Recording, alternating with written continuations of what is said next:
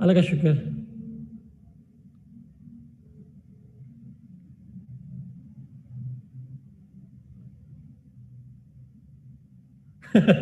नहीं, मेरे समझ नहीं आए। It was actually corona protection थी। अब आहिस्ता आहिस्ता हम लोग लूज होते जा रहे हैं।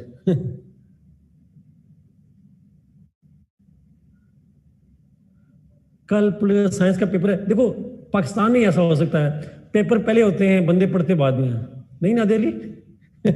कल पेपर है और हम पढ़नी शुरू हो रहे हैं। ओके, नादिली, एक ही जुमला है, बेस्ट ऑफ लक।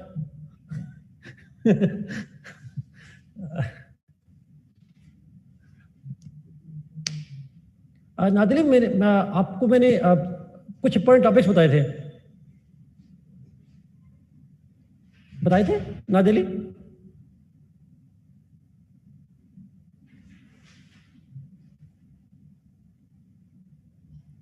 अच्छा, मेरा पोस्टमार्टम छोड़ दें।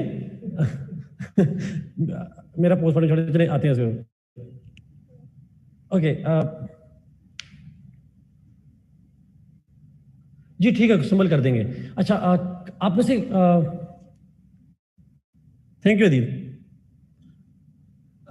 मैंने नादिली, आप और करामत मुझे अगर आप मेल करेंगे ना क्लास के बाद, तो मैं आपको ना कुछ इंपॉर्टेंट टॉपिक बता दूंगा। आप उनको जरा उनको देख लीजिएगा, आप जरा आउटलाइन देख लीजिएगा जिन्होंने करना है सारा।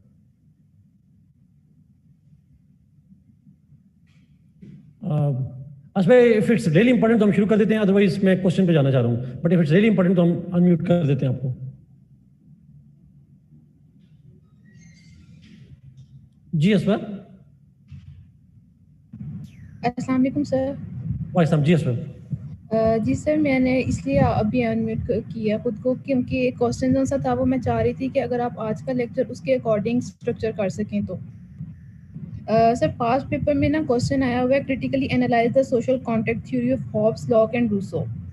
तो मैं ये पूछना चाह रही थी कि जिस तरह से हम करंट अफेयर्स के पेपर में क्रिटिकली एनालिसिस करते हैं, तो हम पोल साइंस के पेपर में वैसे करेंगे या मेथड डिफरेंट होगा? तो अगर आप आज का टॉपिक हमें इसके अकॉर्डिंग करवाते हैं तो हमें समझ आ जाएगी कि हमने क्वेश्चन को किस तरह से स्ट्रक्चर करना है। अस्मा देखिए, जो क्रिटिकल एवेल्यूशन का क्वेश्चन होता है वो सेम होता है तमाम फील्ड्स के अंदर, चाहे वो जेंडर में आए, चाहे वो किसी भी सब्जेक्ट में आ जाए, बिकॉज क्रिटिकल एनालिसिस होता है। क्रिटिकल एनालिसिस का मतलब ये होता है कि मेन थ्योरी क्या है और उसके काउंटर में डिफरेंट पर्सपेक्टिव्स क्या है। मिसाल के तौर पर सोशल कॉन्ट्रैक्ट थ्योरी में हाब्स, लॉक, रूसो ने कहा कि स्टेट जो है वो मैन मेड है, तो क्रिटिक्स क्या कहते हैं? Do they agree with that? तो some of them do, some of them don't. आप कार्ल मार्क्स से हम बात करेंगे आज।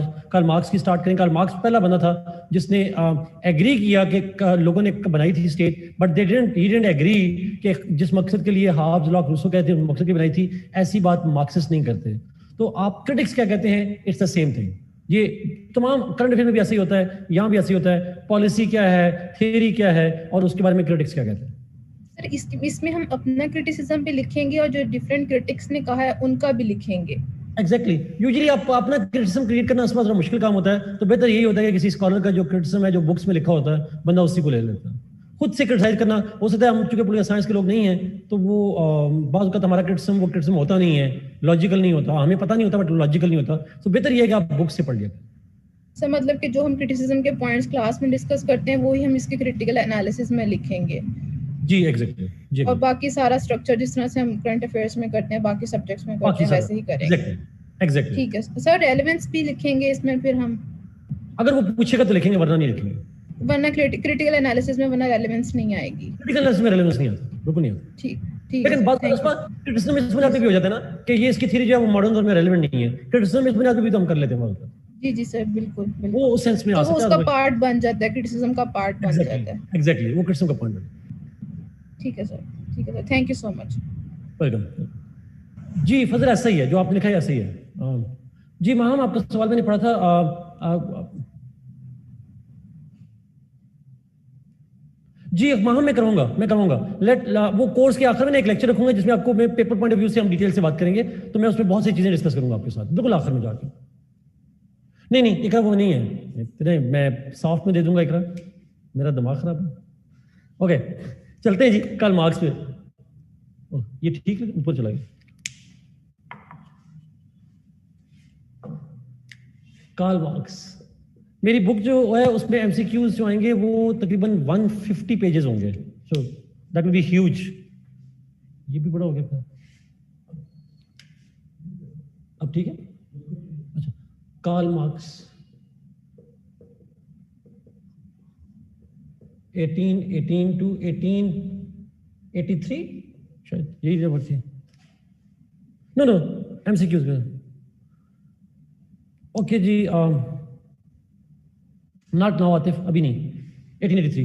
ओके, मॉर्निंग बैच के बच्चे जिन लोगों ने आज सुबह थोड़ा सा पढ़ा था, आई गेस कुछ बच्चों को याद होगा।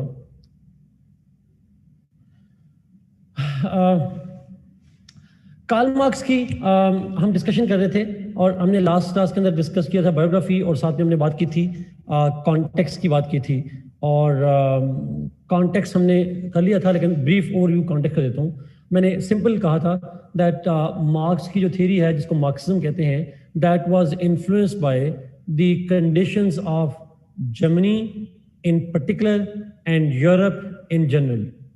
और वो जो यूरोप की कंडीशंस थी वो क्या थी? The condition was that marks observed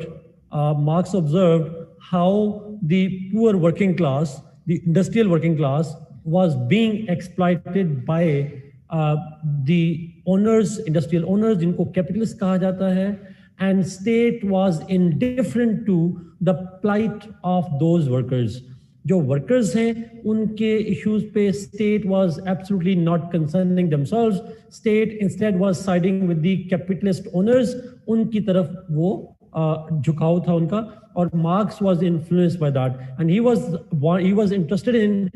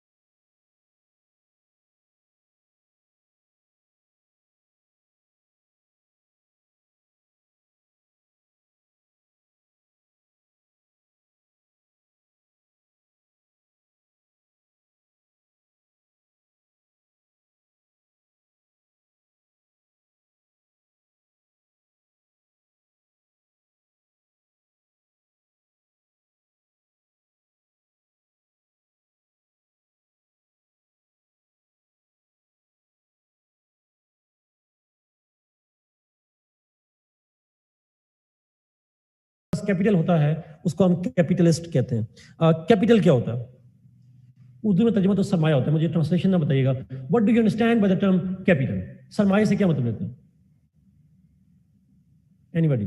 short description, resources, ownership, credit, investment. Okay, simple है जी। यस, आप लोग ठीक करें, you are all talking one way other way, आप इन चीज़ों को बिल्कुल ठीक बात करें। इट्स सिंपली मनी भी कैसे, it's simply anything that has a monetary value, asset, anything that has a monetary value is called capital. नायाब, ये जो जुमला है ना कैपिटल का, इस सेंस में ये मार्केट बिजनेस की डेफिनेशन है, बट जनरली स्पीकिंग अगर हम बात करते हैं तो कैपिटल जिस चीज की भी मॉनेटरी वैल्यू हो उसको हम कहते हैं कैपिटल। मार्कर है, it has a monetary value, 10, 20, 30, 40 रुपए इट्स वैल्यू। अच्छा, बाय द वे, एक ज्यादा वैल्यू आपसे वैसे पूछता हूँ, ज्यादा वैल्यू एक मार्कर की प्राइस की होगी या एक एप्पल फोन की होगी? पूछने वाला सवाल तो नहीं है, बट जानबूझ के पूछ रहा हूं। ऑब्वियस सी बात है, एप्पल फोन की बात हो रही है। ओके, नाउ अगला सवाल, तो एप्पल फोन बनाने वाली कंपनी या इंडस्ट्री की वैल्यू ज्यादा होगी या मार्कर बनाने वाली इंडस्ट्री की वैल्यू ज्यादा होगी? ऑब्वियस सी बात है उसकी होगी। इसका मतलब है हमें कैपिटल जो है, कैपिटल इंडस्ट्रीज में भी सेम नहीं होता। सो जो वैल्यू एडेड होती हैं कुछ इंडस्ट्रीज होती हैं, तो कैपिटलिस्ट जो है they own the capital, they own the value. अच्छा, इसी तरीके से आपसे पूछूं, कैपिटल की वैल्यू एक लैंडलॉर्ड की ज्यादा होती है या एक इंडस्ट्रियलिस्ट की ज्यादा होती है? जनरली, आमतौर पर डिपेंड करता है कौन लैंडलॉर्ड है कौन इंडस्ट्रियलिस्ट है, but just saying usually depends, लेकिन ट्रू, लेकिन मोस्टली हम इंडस्ट्रीज की टॉप जो बिलियनियर्स हैं दुनिया के अंदर, can you name any one of them as being landlord? Not at all. इसका मतलब ये हुआ कि हमें थोड़ा सा अंदाजा होता है कि जो मोस्टली रिच लोग हैं दे आर मोस्टली इंडस्ट्रियलिस्ट, या वो इंडस्ट्रियलिस्ट हैं, बिजनेसमैन हैं, दे ओन आप उसकी शुगर मिले हैं, और शुगर मिले इंडस्ट्री कहलाती है, सिर्फ लैंडलॉर्ड नहीं है, वो इंडस्ट्रियलिस्ट भी है। अच्छा, नवाशी साहब भी सेम तरफ। नाउ पॉइंट इज कि जो इंडस्ट्रीज हैं यूजुअली वहां पे कैपिटल ज्यादा होता है, दैट्स ट्रू। अब ऐसा ठीक है, बट यूजुअली ऐसा होता है। Capital is anything that has a monetary value. लेकिन क्या कैपिटल हमेशा मटेरियल होता है? Industry, agriculture, is it always material? No. my knowledge has a monetary value. My lectures have per hour monetary value, isn't it? Start खुद से करो ना। Ideas. Thank you. Okay. I cash my talent. I cash my skills. What about doctors? Doctors क्या करते हैं? They give an advice और साथ में उसकी monetary value. What about lawyers? वकील हजरात क्या करते हैं?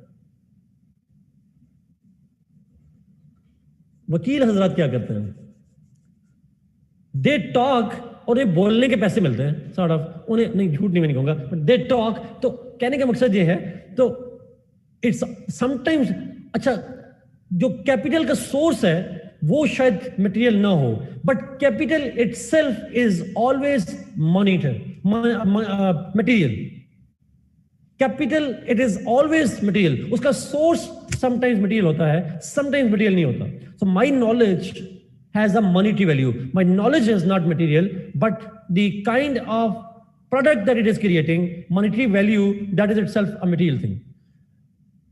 इंजीनियर बच्चे ऐसे ही रहते हैं, इंजीनियर भी करते हैं ना, ऑटोकैड नक्शा बना के देते हैं, पैसे ले लेते हैं, काइंड ऑफ। मुझे नहीं पता आर्किटेक्ट होते हैं, इंजीनियर होते हैं, जो भी होते हैं, बट पॉइंट इज कि जो कैपिटल है उसकी डिफरेंट फॉर्म्स हैं। लेकिन एक बात ध्यान में रखिएगा, basic point, that capital itself is always material.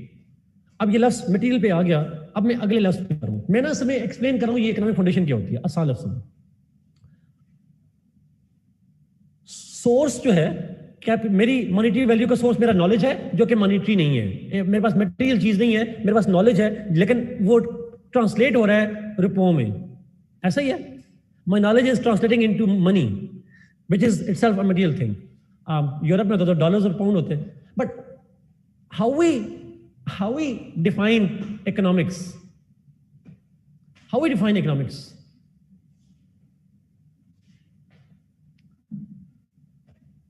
Adam Smith ने कहा था, economics is the study of wealth. उसकी बुक का नाम भी यही है, उसका नाम भी यही बुक का, मेरे ख्याल में an inquiry into the wealth of nations, कुछ इस तरह का नाम है उसका, wealth of nations के नाम से उसकी बुक का नाम भी है।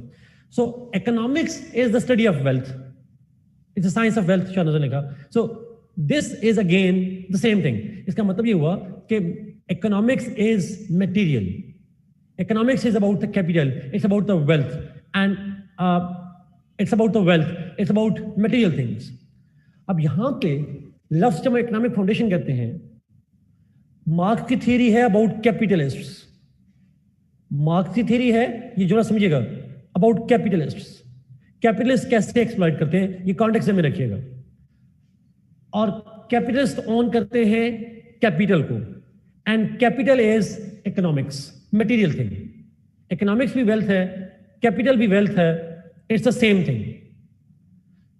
नाउ इकोनॉमिक फाउंडेशन का लफ्ज यूज करते हैं, इसके लिए एक और टर्म यूज होती है, हम इसकी एक्सप्लेनेशन कहते हैं according to Karl Marx. Economics, according to Karl Marx, economics, thank you, Nadim. He says that economics is economic factors कह लें या economics कह लें, they determine everything. Economic factors determine everything that happens in the society. एक माशरे में कुछ भी हो रहा हो, anything that happens in the society is actually determined by or caused by the economic factors. Caused by the economic factors या material factors. दूसरे लफ्जों में हमारी सोसाइटी के अंदर चाहे कुछ भी हो रहा हो, कोई पॉलिटिकल डेवलपमेंट हो रही हो, कल्चरल डेवलपमेंट हो रही हो, रिलीजियस डेवलपमेंट हो रही हो, वॉर्स हो रही हो, उसके पीछे जो फैक्टर्स होंगे वो मटेरियल फैक्टर्स होंगे. Materialism determines everything that happens in the society. इसके लिए वर्ड यूज करते हैं इकोनॉमिक डिटर्मिनिज्म. टर्म यूज करते हैं economic determinism, which simply means, ये मैं अभी एक्सप्लेन करूंगा इस सारे को. अभी इस सारे को एक्सप्लेन करेंगे. अभी मैं सिर्फ जुमला लिख पा रहा हूं. I would explain that. इसको कहते हैं इकोनॉमिक डिटर्मिनिज्म. मैं ये टर्म क्यों इंट्रोड्यूस करवा रहा था? इकोनॉमिक डिटर्मिनिज्म कभी कभी आप टाइटल में आप रीडिंग पढ़े, ऊपर लिखा होगा इकोनॉमिक डिटर्मिनिज्म, फाउंडेशन की जगह लिखा होगा. तो मतलब एक ही है, मतलब यही है that economic factors are the foundation, which means economic factors determine और decide whatever happens in the society. कोई religious, political, economic, social change, that is all kind of determined by the economic factors. Vishal, मैं economic foundation लफ्ज को explain कर रहा हूं. What does it mean? मैं आपको एक क्या कहते हैं, शुरू में हाइपोथेसिस बता रहा हूं, फिर मैंने उस हाइपोथेसिस को एलैबोरेट करना है. मैं पहले एलैबोरेट करूंगा तो आपको समझ नहीं आएगी मैं किस डायरेक्शन में जा रहा हूं. So let me repeat this point simply. मैंने कहा मैंने आपको कॉन्टेक्स्ट में बताया, कैपिटलिस्ट जो थे they used to exploit the workers. तो मैंने कहा कैपिटल किसे कहते हैं? सरमाए को कहते हैं, anything that has a value. Economics के मीनिंग भी हैं the study of wealth or capital. They are similar things. They are similar things. तो मैं इकोनॉमिक्स की बात कर रहा हूं, मतलब मैं मटेरियल चीजों की बात कर रहा हूं. ये सुन ले प्लीज. मैं इकोनॉमिक्स की बात कर रहा हूं. Economics is the same as material thing. If economics is the same as material thing, then it means Karl marks ने जो लफ्ज कैपिटल यूज किया वो बेसिकली इकोनॉमिक्स का इक्विवेलेंट है. बिकॉज दोनों के मतलब एक हैं. Economics is equal to capital. That's simple. Please tell me, यहां तक समझ आइए आप लोगों को. Economic factors are about material factors, about money, और ये चीजें भी इकोनॉमिक्स वाली चीजें. ओके, नाउ अगला पॉइंट, नेक्स्ट पॉइंट. अगर दोनों एक चीजें हैं तो कार्ल मार्क्स ये कहता है, अब कार्ल मार्क्स का लफ्ज सुनिएगा, forget about the previous debate. Now let's come to the next point. Karl Marx ये कहता है माशरे के अंदर, एक सोसाइटी के अंदर, जी कैपिटल को इकोनॉमिक्स के सेंस में कॉन्टेक्स्ट में यूज किया, that's true, that's what I am saying. बस कार्ल मार्क्स ये कहता है दैट माशरे में कुछ भी हो रहा हो उसके पीछे इकोनॉमिक फैक्टर्स होते हैं. Everything and anything that happens in our society is caused by economic factors. अच्छा, अब इकोनॉमिक्स से क्या मतलब है? मिशाल आप लोगों से पूछा, आप मेरे सवाल का जवाब दीजिएगा. What does it mean by economics? Material चीज. It's about capital, money, capital, wealth. It mean the same thing. इसका मतलब ये हुआ कि कैपिटल या इकोनॉमिक फैक्टर्स डिटरमिन करते हैं, डिसाइड करते हैं कि माशरे में क्या होगा. कोई सोशल चेंज आएगी, कोई पॉलिटिकल चेंज आएगी, कोई चेंज आएगी, उसके पीछे फैक्टर होंगे, इकोनॉमिक फैक्टर होंगे, मटेरियल फैक्टर होंगे. Yes Kainat, thank you. Capital is equal to economics is equal to wealth is equal to material. It's the same thing. But उसने जो कि कैपिटलिस्ट का लफ्ज यूज किया था और यहां पे हम इकोनॉमिक्स का लफ्ज यूज कर रहे हैं. This is what I am using the word. अब अगला सवाल ज्यादा इंपॉर्टेंट है. कैसे भाई? आप लोगों में से पूछा लोगों ने, कैसे, how economic factors determine everything, या how economic factors are the foundation of the society. ये मैं इसलिए कह रहा हूं, आप में से किसी ने अगर पास्ट पेपर्स में से सवाल देखा हो तो एक दफा सवाल आया था इस तरह से, उसमें लफ्ज यूज किया था materialism, material factors decide the social, political, economic and role of society, कुछ ऐसा का लफ्ज यूज किया था। तो बच्चे कंफ्यूज होते हैं, हमने सर ने तो हमें इकोनॉमिक पढ़ाया था, मटेरियल चीज कहां से आ गई? बेसिक आइडिया भाई इकोनॉमिक्स मटेरियल ही होता है, it's the same thing. That was why I had to explain all of it, कि पेपर में बात का सवाल ये टर्म्स यूज हो जाती हैं इस तरह से। अच्छा, अब main point, how economic factors determine, ये कैसे डिटरमिन करते हैं, ये फाउंडेशन में है क्या क्या, let's try to explore it in details. Karl Marx ये कहता है, Karl Marx says that in every society, in all times there is an economic foundation. आपको पता है मैं बाकी जो 3 पॉइंट्स है ना इकोनॉमिक फाउंडेशन के बाद वाले पॉइंट्स हैं, I would finish it in 15 to 20 minutes. इस पे मैं ज्यादा टाइम लूंगा बिकॉज ये आपको समझ आ गई तो सारी मार्क्सिस्ट थ्योरी समझ आ जाएगी आपको जी। The mode of production in material life determines, exactly ये इसी सवाल की वजह से मैंने ये टर्म यूज किया। Thank you Asba for sharing इस पॉइंट की वजह से। अच्छा, कार्ल मार्क्स कहता है हर माशरे में कि हर वक्त में तारीख में लेकर आज तक एक इकोनॉमिक फाउंडेशन होती है। इकोनॉमिक फाउंडेशन, ये इकोनॉमिक फाउंडेशन होती क्या है? What is this economic foundation? Karl Marx कहता है इसमें 2 फैक्टर होते हैं। There are 2 elements of this foundation, 2 चीजें होती हैं इसके अंदर। 1, फैक्टर्स ऑफ प्रोडक्शन। इस फाउंडेशन, ये आप बिना बताइएगा, चार्ट आप आखिर में इकट्ठा बना लीजिएगा। एक चीज होती है फैक्टर्स ऑफ प्रोडक्शन। अब फैक्टर्स ऑफ प्रोडक्शन क्या होते हैं, पहले मैं इसको एक्सप्लेन कर दूं फिर दूसरे पे आऊंगा। यस, एक दूसरे होते हैं, चलिए आपने बोल दिया तो मैं लिख देता हूं, रिलेशंस ऑफ प्रोडक्शन, ये दूसरा element G. Factors of production, इसके लिए एक और दूसरा लफ्ज़ यूज करते हैं, एलिमेंट्स ऑफ प्रोडक्शन भी कहते हैं। अच्छा, एलिमेंट्स ऑफ प्रोडक्शन से मतलब यह है that they include, Karl marks ने कहा that includes the labour, technology, raw material,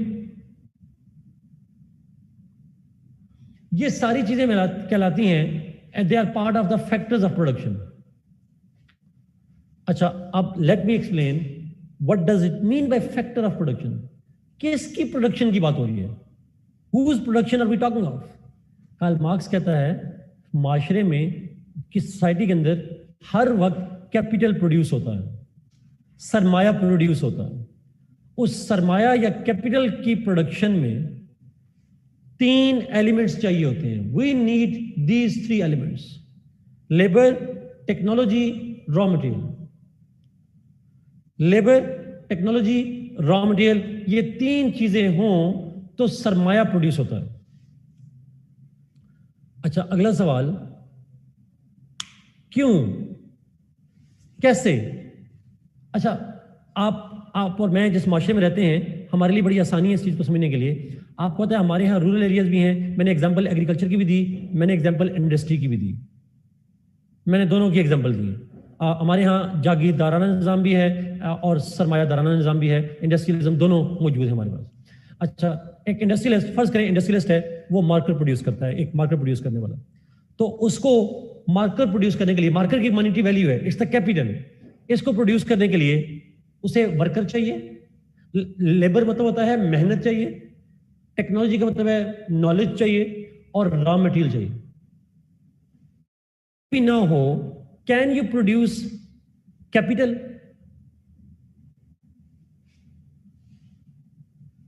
नहीं कर सकते। सवाल ही पैदा होता। मिसाल के तौर पर एक छोटी सी, लोहा जमीन के नीचे सदियों से है और इंसान को पता है कि नीचे जमीन के अंदर लोहा मौजूद है, लेकिन वो जो लोहा है उससे तलवार बनाने का तरीका तो हमें आता था, लेकिन उससे हमें टैंक बनाने का तरीका नहीं आया। We didn't have the technology, the knowledge through which we could produce something.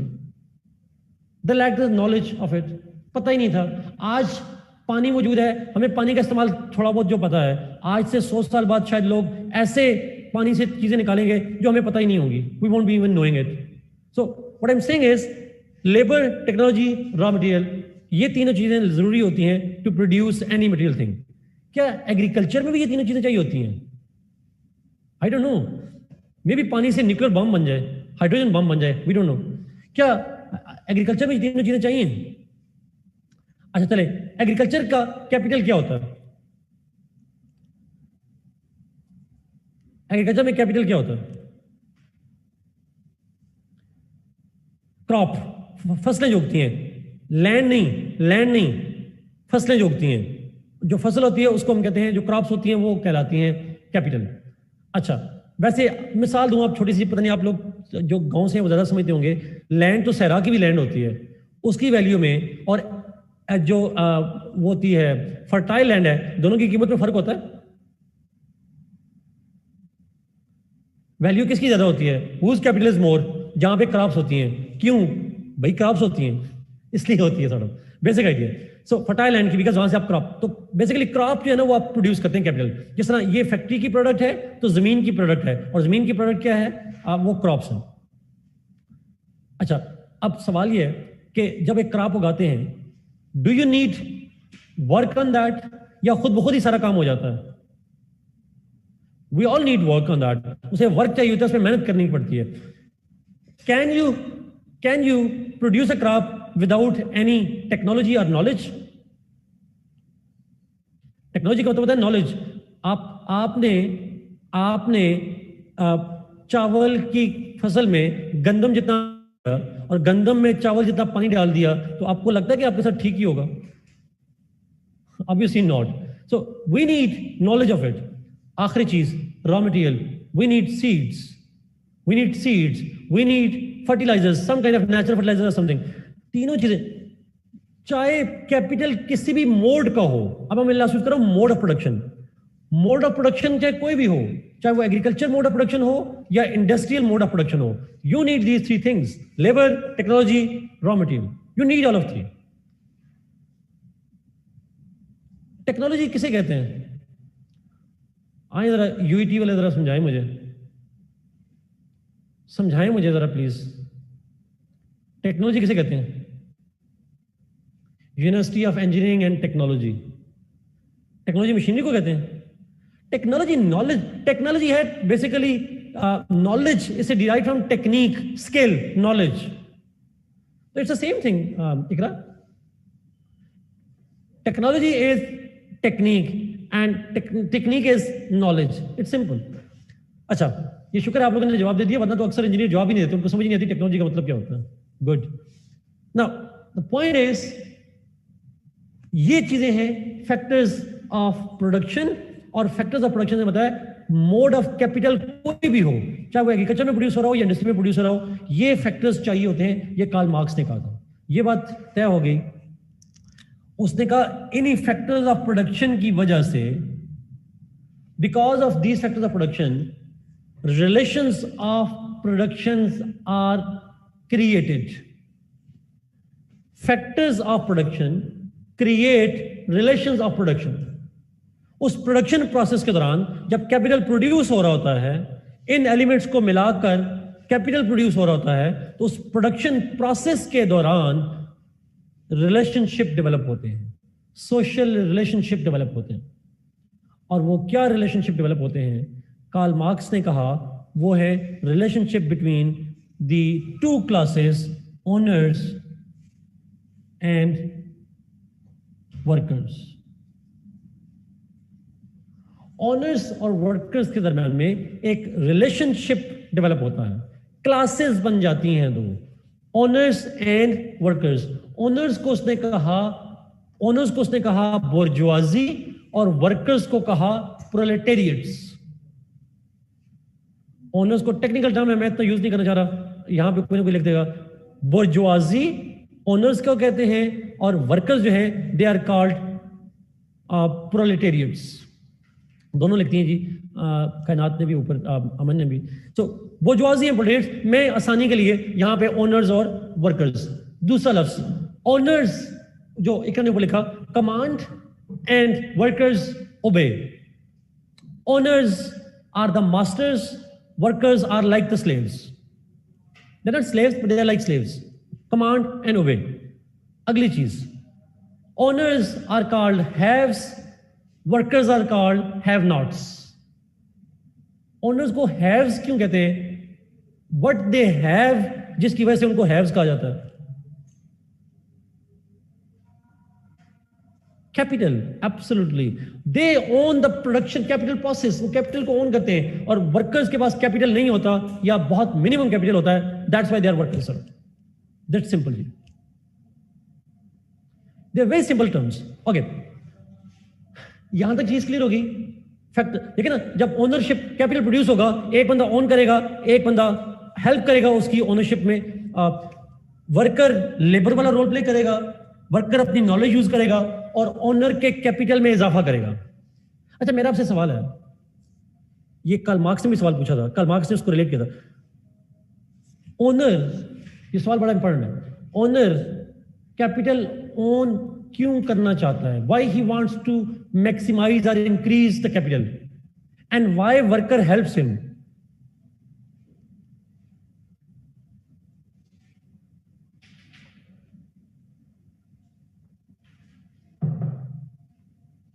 Power, power, power, power, wealth, wealth, wealth. Let me use जी. ठीक है, आपका जवाब अपने का बेदुरुस्त होगा, मैं इसको और तरह से लेता हूं. कार्ल मार्क्स ने ये नहीं कहा. कार्ल मार्क्स ने कहा, कार्ल मार्क्स की सुनिएगा जी, कार्ल मार्क्स ने कहा यूज द डार्विन थ्योरी है.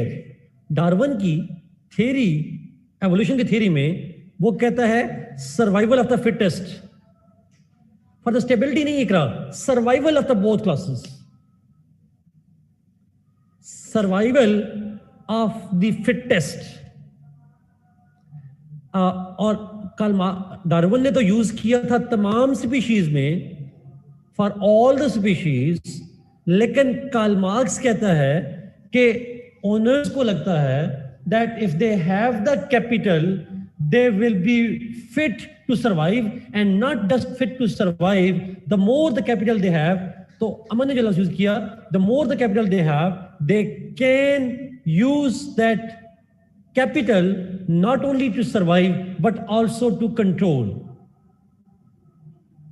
जितना सरमाया ज्यादा होगा उतना उतना उतना सर्वाइवल के चांसेस ज्यादा होंगे और उतना you can control others.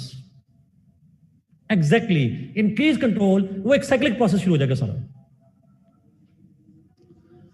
Now this is why owners need to produce more capital. Darwinism, मैंने कहा था डार्विन से इन्फ्लुएंस होता, सोशल डार्विनिज्म, शाफे, अच्छी टर्म यूज किया आपने, you can use that. Workers क्यों काम करते हैं उसके लिए? वर्कर्स क्यों उसकी हेल्प करते हैं? Why workers help him? Why they agree to ओबे?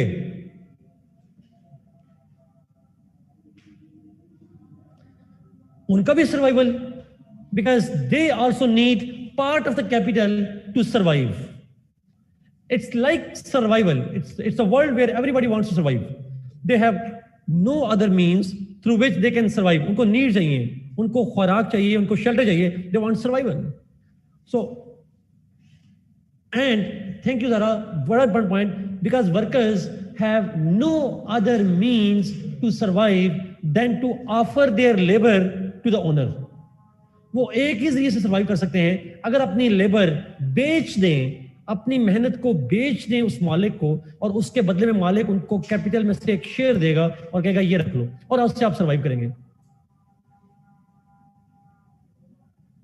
देखिए, इसको अगर मैं ज़ारा वाले पॉइंट को जरा दूसरी तरफ से लेके जाऊं, अगर एक लेबर अपने ही घर में काम करेगा, उसे कैपिटल मिलेगा?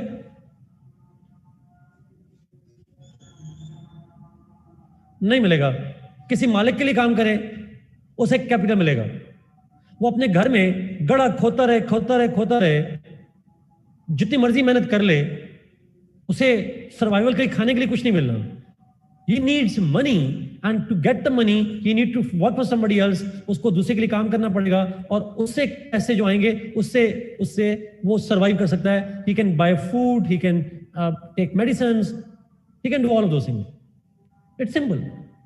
नाउ कार्ल मार्क्स सेज, ये इस पॉइंट को एक दफा आखिरी दफा रिपीट कर रहा हूं. Karl Marx says that owners need capital to survive, taking the Darwin's theory of survival of the fittest, and workers also need the same thing. This is same. Karl Marx कहता है कि these owners with their capital, they not only own the workers, they own the labor, technology and raw material. They own everything. They own the economic foundation. Resources इसको आप कह सकते हैं exactly. Owner controls the resources because he has the capital. Workers को own करता है. Karl marks says, अब ये कार्ल मार्क्स की लफ्ज़ है, वो कहता है that owner यानी जिसको हम कैपिटलिस्ट कह सकते हैं, the one who owns the capital, bourgeoisie कह सकते हैं, those bourgeoisies, those owners, in order to maximize the chances of their survival, the owners in order to maximize the chances of their survival, yeah, owners in order to maximize their capital and their profits, profit भी capital ही है, maximize their capital and in order to control the workers and in order to control the resources, इस सारे control के बजाय अगर मैं एक लफ्ज यूज करूं, the owners in order to maintain their hegemony in the foundation, hegemony का मतलब वही होगा ना, control, controlling workers, controlling raw material, controlling technology, controlling their owning capital, in order to continue and maintain their hegemony in the foundation, the owners create a superstructure. Owners अपनी hegemony को continue करने के लिए एक super structure बनाते हैं. ये super structure क्या है? दे आसान लफ्जों में in order to control and survive they establish different institutions अपनी मदद के लिए, ताकि उनकी हेजेमनी कायम रहे, यहाँ पे कंट्रोल कायम रहे, वो कुछ इंस्टीट्यूशंस बनाते हैं. उन इंस्टीट्यूशंस को वो कहता है Karl Marx super structure. Super structure कौन से इंस्टीट्यूशंस बनाए हैं उसने? कार्ल मार्क्स ने कहा उसने बना दिया स्टेट, उसने बना दिया लॉ, उसने बना दिया रिलीजन, उसने बना दी आइडियोलॉजी, उसने बना दिया culture. Law, yes, law, state, religion, governments, ये सारी चीजें उसने बना दी. It is called super structure. इमारत कह लें उसको, बिल्डिंग कह लें. Everything is created by, all these institutions are created by the owner. और वो किस लिए किया? ताकि ये, अगर ये सारी चीजें ओनर ने बनाई हैं, does he agree with the concept of divine religion?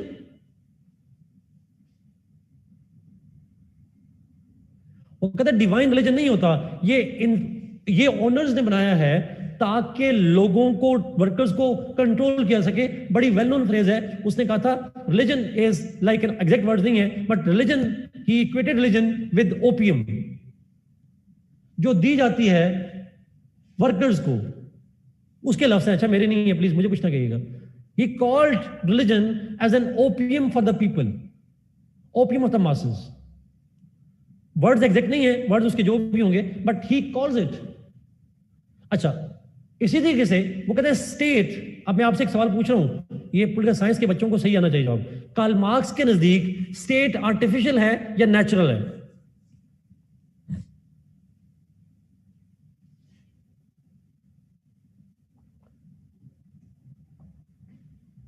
Exactly, it's man-made. It's man-made. This is his idea of the state. He claims that religion is man-made, state is man-made, law is man-made. Capitalist में चले, capitalist man ही हो गया वैसे by the way, but this is what it is. यहां तक चीज clear? यहां तक किसी को कंफ्यूजन तो नहीं है?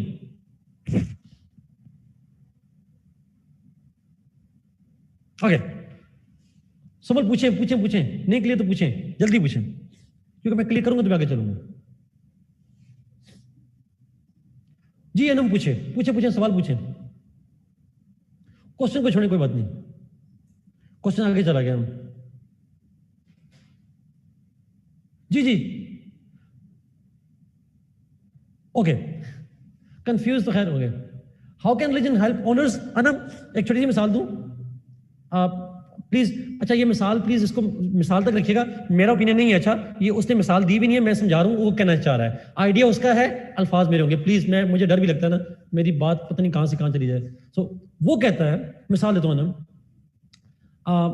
जब कहता है वर्कर्स को जब कंट्रोल करता है, yes on the basis of religion, जब वर्कर्स को कंट्रोल करता है तो उन्हें मजहब का सहारा देता है। मिसाल के तौर पर उनको कह देगा कि दुनिया तुम्हारे लिए नहीं है, तुम्हारे लिए आखिरत ही सब कुछ है। वो कह देगा दुनिया में अगर तुम्हें गुर्बत आई है, तुम्हारे लिए मुसीबतें आई हैं, तो फिर सुकून कब्र में है। एग्जैक्टली ये सुकून कब्र में है, दुनिया में कुछ नहीं है। अमीरी गरीबी अलग तरह से है, कोई बात नहीं, और वो साल में एक बार रिस्क तय हो जाता है, जो तुम्हारा रिस्क था वो तय था, उतना रिस्क आके चले गए। मौत आई थी, बस ये नहीं पूछेगा कि फायर एक्सटिंग्विशर लगवाया था या नहीं लगवाया था उसने, इंडस्ट्रियल ओनर ने, बल्कि उससे कहेगा बस टाइम पूरा हो गया था तो मर गए सारे। वो इस तरह की चीजें, इस तरह की समझ आ रही है इस बात की?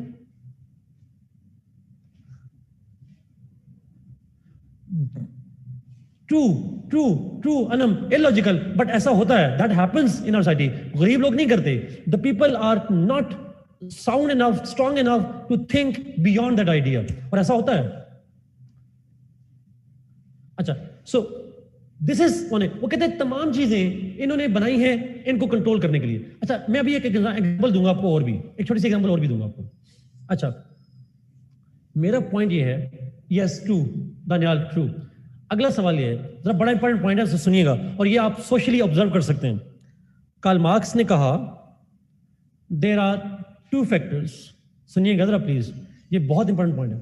There are two factors that bring change in the superstructure. Superstructure में जब चेंज आती है तो दो वजहों से आती है, दो फैक्टर्स की वजह से। अब ये कार्ल मार्क्स कह रहे हैं, अब दो फैक्टर्स कौन से हैं? कहता है अच्छा सुपरस्ट्रक्चर में चेंज से मतलब क्या है? मिसाल के तौर पर स्टेट में डेमोक्रेसी आ जाए, स्टेट में मोनार्की आ जाए। हमने पढ़ा था ना बेंथम की दफा, लॉक की दफा, एक बादशाह को सपोर्ट कर रहा था, एक डेमोक्रेसी को सपोर्ट कर रहा था। बादशाह हो, डायरेक्ट डेमोक्रेसी हो, इनडायरेक्ट, स्टेट में कोई चेंज आए, रेवोल्यूशन आ जाए, कोई भी लॉ चेंज हो रहे हो, रिलीजन के बाद एक के बाद दूसरा रिलीजन, दूसरे के बाद तीसरा रिलीजन, तीसरे के बाद चौथा रिलीजन, और फिर रिलीजन के अंदर वेरिएशंस, कहीं पे एक्सट्रीमिस्ट, कहीं पे फंडामेंटलिस्ट, कहीं पे लिबरल, कहीं पे मॉडरेट। कोई भी चेंज आ रही हो यहाँ पे, cultural change, ideological change, religious change, laws change, state change, कोई भी चेंज आती है जब सुपर स्ट्रक्चर में, अगर कल्चर चेंज हो, इनमें से कोई चीजें चेंज हो, नहीं culture is not always the same. Arwa आप अपने पेरेंट्स से पूछिएगा, उनके जमाने का कल्चर और हमारा कल्चर सेम है, हम जिस टाइम पे रह रहे हैं, it's not the same. Pakistan का कल्चर और इंडिया का कल्चर क्या सेम है? It's not the same. Culture also changes, evolution भी होता है, एक रीजन के अंदर भी होता है और रीजन टू रीजन वेरी भी कर रहा होता है sort of. Culture is always dynamic, everything changes. Karl Marx से कहता है अगर culture, politics, religion, laws change होते हैं, सिग्निफिकेंट चेंज आती है इन चीजों में, तो उसकी दो वजह, दो फैक्टर्स की वजह से चेंज आती है। पहला factor, and the first factor is change in mode of production. Change in mode of production, mode change हो जाए। मोड से मतलब है ये चीजें चेंज हो जाए।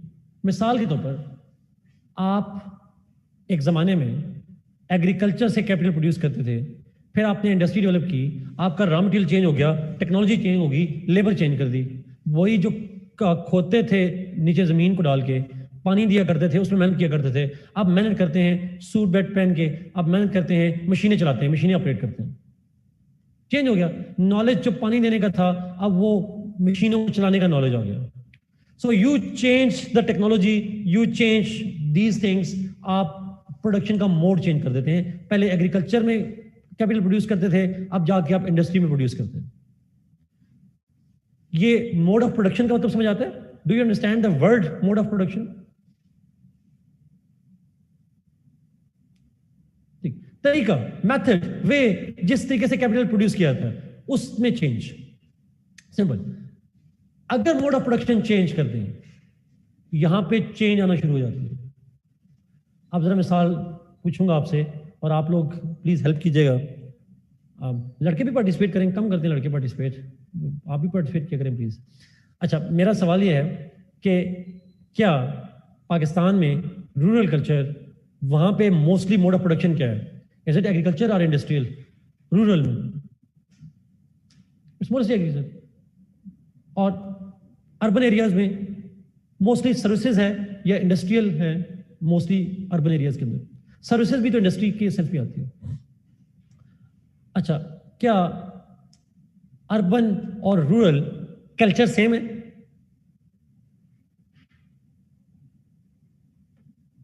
Why it's different? Have you ever thought about it?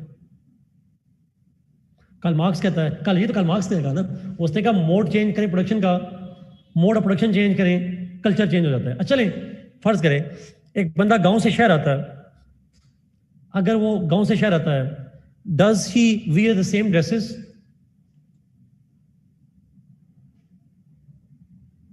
हम नहीं कहते बंदा चेंज हो गया, sort of he gets changed.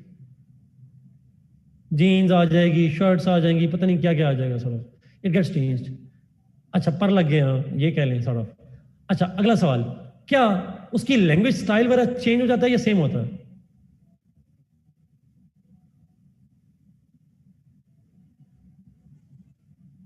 कैसे? Everything gets change. Cultural norms, खाने पीने की habits, what you eat and drink, you know, everything almost gets change. When in Rome do as the Romans do, that's true sir. अच्छा, अगला सवाल, क्या आपसे पूछ रहा हूं, urban and rural people, do they have the same view on religion? क्या दोनों का रिलीजन के बारे में व्यू सेम होता है?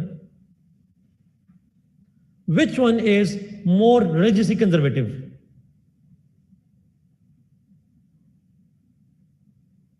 अगेन, कभी सोचा क्यों? वाई?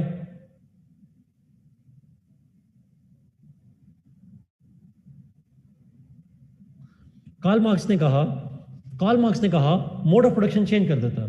अब ये मोड ऑफ प्रोडक्शन क्यों चेंज करता है, मैं भी इस पे बाद में आऊंगा. आखिरी चीज मार्क्स नहीं मिला उन्हें, ट्रू. अच्छा, आखिरी सवाल, गांव वाले इतने भी सादा नहीं होते थे, वैसे बना हुआ है.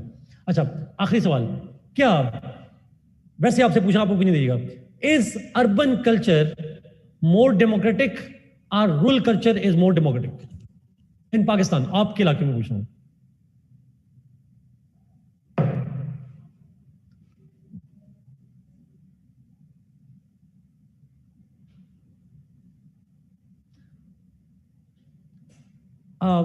रूरल कल्चर अगर इतना ज्यादा होता है तो रूरल कल्चर, डेमोक्रेसी का मतलब इलेक्शन ना दिखेगा.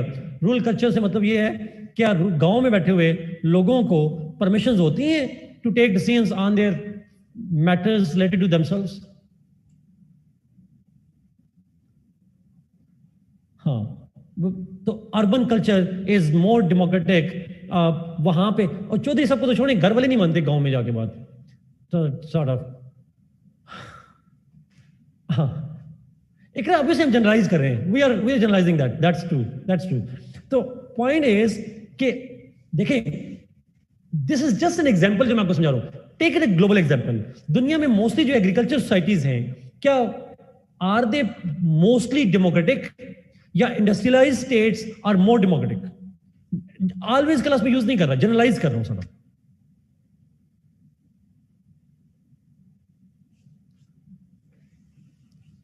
यस, देखिए, मोड ऑफ प्रोडक्शन चेंज कर दें एक जमाने में. अगर आखिरी सवाल सुनिएगा प्लीज, क्या यूरोप में ये इत्तेफाक की बात थी? अब जरा गौर सुनिएगा मेरा सवाल डायरेक्ट इसमें.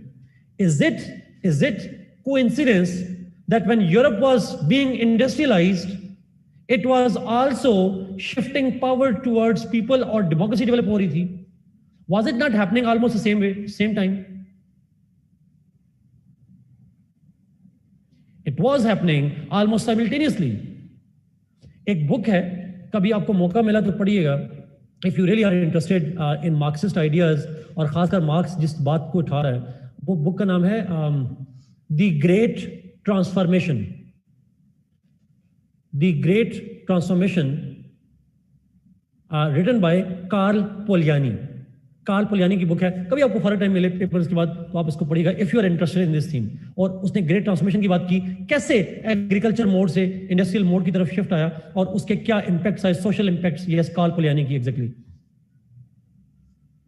That's true, Amazon. Absolutely, absolutely. That's called modernization theory. That's what modernization theory is, which is, by the way, challenged, but still it's a theory. Now, point is, mode of production change करें Karl Marx. उसने कहा super structure change हो जाती है. आखिरी जुमला बोल रहा हूँ क्यों चेंज हो जाती है, जो उसने नहीं कहा मैं एक्सप्लेन कर रहा हूँ. उसने नहीं कहा, मैं एक्सप्लेन करूँ. देखिए, मोड ऑफ प्रोडक्शन चेंज होगी. एक लैंड ओनर है, लैंड लॉर्ड है, उसने किसान से खेतों में काम करवाना है. अगर उसने किसान से खेतों में काम करवाना है, can he allow him to have a dress code जिसमें टाई और सूट वगैरह होंगे?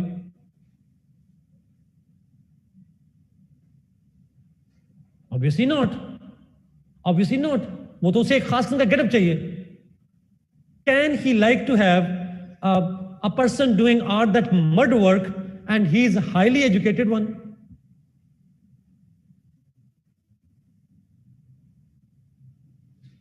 नहीं चाहिए उसे ऐसा बंदा.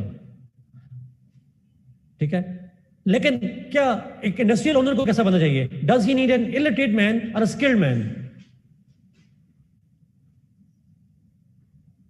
उसको स्किल चाहिए.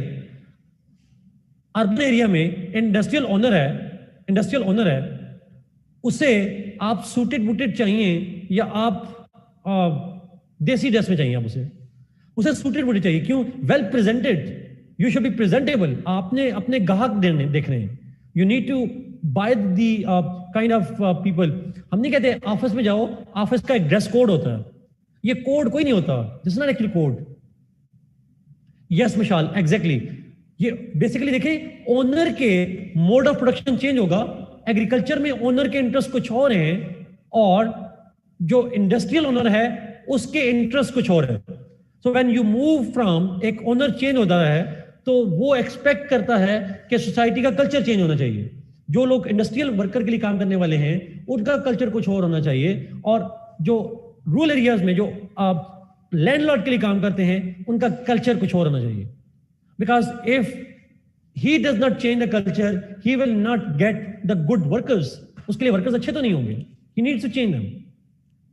इसीलिए तो लैंडलॉर्ड्स की अपनी फैमिलीज तो बड़ी लिबरल होती हैं, लेकिन उनके फार्मर्स हमेशा कल्चरली पुअर होते हैं. क्या ऐसा नहीं होता? इंडस्ट्रियल जो लैंडलॉर्ड की अपनी फैमिलीज होती हैं, दे आर लिबरल. वो उस पर कोई रूल अप्लाई नहीं करते, वर्कर्स पे अप्लाई करते हैं. That's an again an example. Now, one more point. Karl marks ने कहा कि जो ओनर है वो अपने पर्सनल इंटरेस्ट की खातिर, for his own personal economic interest, material interest, capital के इंटरेस्ट, he changes culture, ideology, religion, law, state. ये पहला फैक्टर है. That's true Daniyal. This is why the change in mode of production, जब मोड ऑफ प्रोडक्शन चेंज होती है तो जो ओनर्स हैं उनके इंटरेस्ट चेंज होते हैं, और उतने इंटरेस्ट चेंज होते हैं so they bring change in state, law, religion, ideology, culture etcetera. तो वो सारों को चेंज कर देते हैं, और नई चेंज जब आती है वो उन्हीं के इंटरेस्ट के लिए होती है. It's for their interest, not for a common man. अब वो, मैं अगर जुमला उसका लफ्ज तो नहीं है, तो हमारे यहाँ जब बंदा खेतों का काम छोड़ के फैक्ट्री में काम करना शुरू करता है, उसको लगता है कि उसने ड्रेस अच्छा पहनना शुरू कर दिया तो वो ज्यादा अमीर हो गया है. वो अमीर नहीं होता, वो एक गुलामी छोड़ के दूसरी गुलामी में जा रहा होता है. He is changing only the function only, but he is not changing his being slave. उसकी स्लेवरी मौजूद रहती है sort of. This is what Karl Marx is saying. Mode of गुलामी चेंज हो जाता है. This is what Karl Marx is. अच्छा, दूसरा फैक्टर. अच्छा, कभी आपने सोचा है कि अर्बन कल्चर में हमारे यहाँ खास किस्म की सूट और टाई और ये ड्रेस कोड क्यों, फैशंस क्यों प्रमोट किए जाते हैं? बिकॉज अगर ये प्रमोट ना करें तो ये शर्ट बनाने वाला इंडस्ट्रियल ओनर कहाँ जाएगा? अगर मैं आम देसी शर्ट पहनूं, ये ना पहनूं, तो ओनर को प्रॉफिट कहाँ से आएगा? तो it's basically I am helping the industrial owner. हम जितने फैशन करते हैं, हम इंडस्ट्रियल ओनर को हेल्प कर रहे होते हैं sir. That's what we do. और वो इसको प्रमोट करता है. लिबरलिज्म, फ्रीडम, खवातीन को आज़ादी दें, मर्दों को आज़ादी दें, उनको जिस तरह की चीज़ें, माँ बाप को सख्ती नहीं करनी चाहिए, औलाद की मर्जी आज़ादी होनी चाहिए. और औलाद को ख़राब करने के लिए मीडिया बनाया हुआ है, एडवर्टीजमेंट करते हैं, हमें एजुकेशनल इंस्टीट्यूशन बनाए हुए हैं, हमें कंपटीशन में लेकर जाते हैं, हम परचेज करते हैं. That's why fashion changes. That's true. ये बेसिकली हमारी रिक्वायरमेंट नहीं होती, हमारी सोसाइटी की रिक्वायरमेंट नहीं होती, ये ओनर की रिक्वायरमेंट होती है. ये कार्ल मार्क्स कह रहा है. अच्छा, आगे चलते हैं. दूसरा factor, second factor in which, because of which the change occurs. Karl Marx ये कहता है, वो कहता है if there is the conflict between owners and workers, अगर रिलेशंस ऑफ प्रोडक्शन डिस्टर्ब हो, if there is an effect or change in relations of production, then superstructure gets changed. अब ये कैसे होती है, इसको मैं शॉर्ट एक्सप्लेन करूंगा. फर्स्ट करें, वर्कर्स रिवोल्ट. वो कहें हमने काम नहीं करना, because they think they want more share, they want more money, they want to increase their capital. वो अपना तनख्वाह बढ़ाना चाहते हैं, वो अपनी राइट्स की डिमांड करते हैं. They increase the demands, they put pressure on owners. तो क्या रिलेशनशिप स्मूथ हो जाएंगे? Will the relationship be smooth if they raise up against owners? No. एक टेंशन बन जाएगी, एक कॉन्फ्लिक्ट शुरू हो जाएगा. जब कॉन्फ्लिक्ट शुरू होगा, ओनर्स क्या करेगा? एग्जैक्टली शाबाश. ओनर क्या करेगा? वो अडॉप्ट करेगा. ओनर क्या करेगा? वो कहेगा okay fine, let's improve the laws. Labour laws ले आते हैं. Let's change the role of the state. State को वेलफेयर स्टेट बना देते हैं. लेट्स चेंज, आपको रिलीजन को मॉडरेट बना. They would bring changes to accommodate the interest of the workers, or at least give an impression that we are doing it for their interest.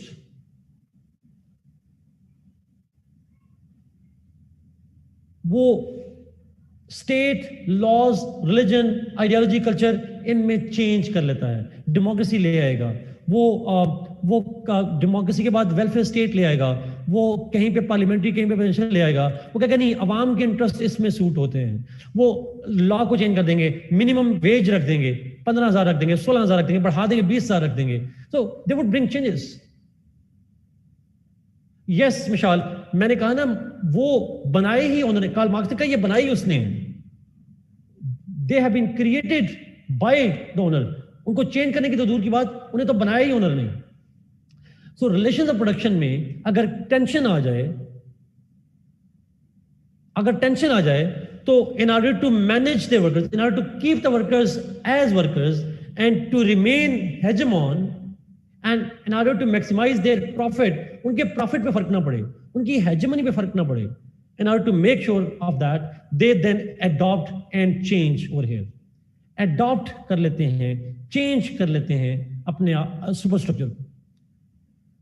This is what he calls the entire debate of economic foundation, and this is what we call economic determinism.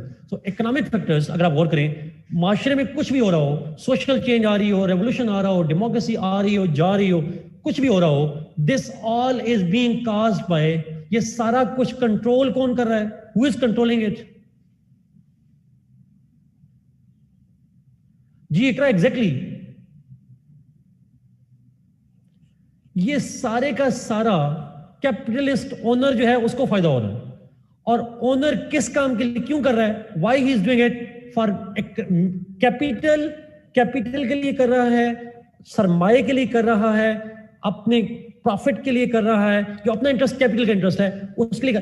तो is it not the material objective to achieve which he is determining everything in the society.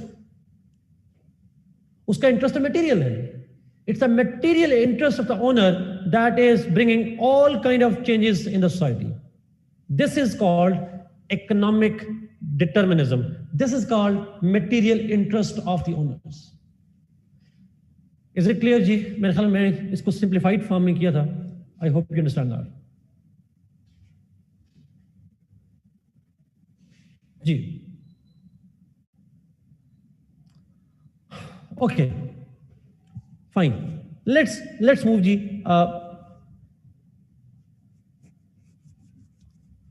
Ji change किस में आ रही है Hamza? Change यहां पे आ रही है. Owner का इंटरेस्ट चेंज नहीं हो रहा. ओनर का इंटरेस्ट भी वही है. ओनर का इंटरेस्ट भी वही है. और उसका इंटरेस्ट क्या है? अपने प्रॉफिट मेकिंग, कैपिटल ओन करना, कैपिटल मैक्सिमाइजेशन, प्रॉफिट मैक्सिमाइजेशन. और दूसरा उसका इंटरेस्ट है हेजेमनी क्रिएट करना. डिटर्मिनिज्म में सेम चीज. डिटर्मिनिज्म का मतलब है, डिटर्मिन का लफ्जी मतलब होता है डिसाइड करना कोई चीज. So economic factors decide what happens in society. अभी आ रहे हैं सुमल, अभी आपकी बाकी चीजें और भी आएंगी. राफील, रिलीजन में चेंज कैसे आता है? देखिए मिसाल देता हूं. राफील, मैं अगर मार्क्सिस्ट का आइडिया बताऊंगा, अच्छा मेरा नहीं है प्लीज. मार्क्स ने कहा कि एक जमाने में तक क्रिश्चियनिटी चलती रही, फिर इस्लाम क्यों आया? उसके बकौल. अगर मार्क्स ने कहा नहीं है, मैं एक मिसाल दे रहा हूं. उसके नजदीक क्यों आया होगा? नया रिलीजन क्यों आया होगा मार्क्स के नजदीक? बिकॉज ओनर्स के इंटरेस्ट चेंज हुए होंगे. अच्छा, उसने क्या कहा? एक रिलीजन में मिसाल के बाद कैथोलिक्स में प्रोटेस्टेंट्स क्यों आए? उसके बकौल प्रोटेस्टेंट्स इसलिए आए बिकॉज ओनर के इंटरेस्ट चेंज होंगे. ये वो कहता है. ओनर्स ने एक नए किस्म का रिलीजन को आइडेंटिफाई क्रिएट किया होगा. Sort of true Mishal, absolutely. This called economic determinism. Absolutely.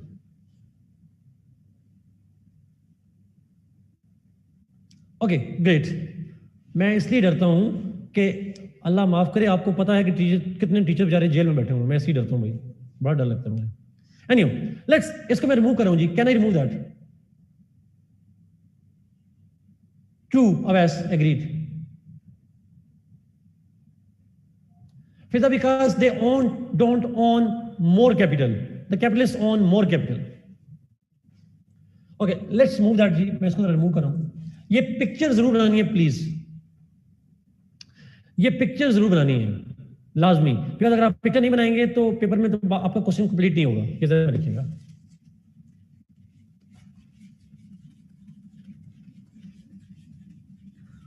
जो हार्मन की बुक में बनी हुई है, मेरी बुक के अंदर भी बना हुआ है.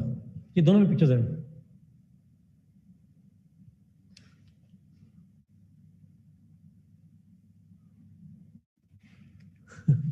Okay, let's go to the second point. दूसरे पॉइंट पे चलते हैं. इट इज ये दूसरा है उसका सरप्लस वैल्यू. पहले मैं डिफाइन कर दूं, फिर इसको मैं एक्सप्लेन करता हूं. ओके, मैं डिफाइन कर रहा हूं, आप फिर उसको एक्सप्लेन करूंगा जाकर. Surplus value is the additional profit. Surplus value is the additional profit, bracket में लिखते हैं value, monetary value, that owner earns, additional profit, which is the value of capital, additional profit earned by the owners by exploiting the workers is called surplus value. मैं repeat करता हूं. The additional profit, bracket में लिखना है आपने value, additional profit value bracket close earned by the owners or bourgeoisie by exploiting the workers. Thank you, Anand. That's called surplus value. Now let me explain that. इसको जरा explain करते हैं. ये marker है. इस मार्कर पे, इस marker की कॉस्ट क्या आती होगी ये आप समझिएगा, फिर अपने अल्फाज में आप लिख लीजिएगा. फर्ज करें इस मार्कर पे कॉस्ट आती है 20 रुपीज. इस कॉस्ट में क्या चीजें होती होंगी जब मार्कर की कॉस्ट निकालते हैं? चलिए फर्ज करें 20 है.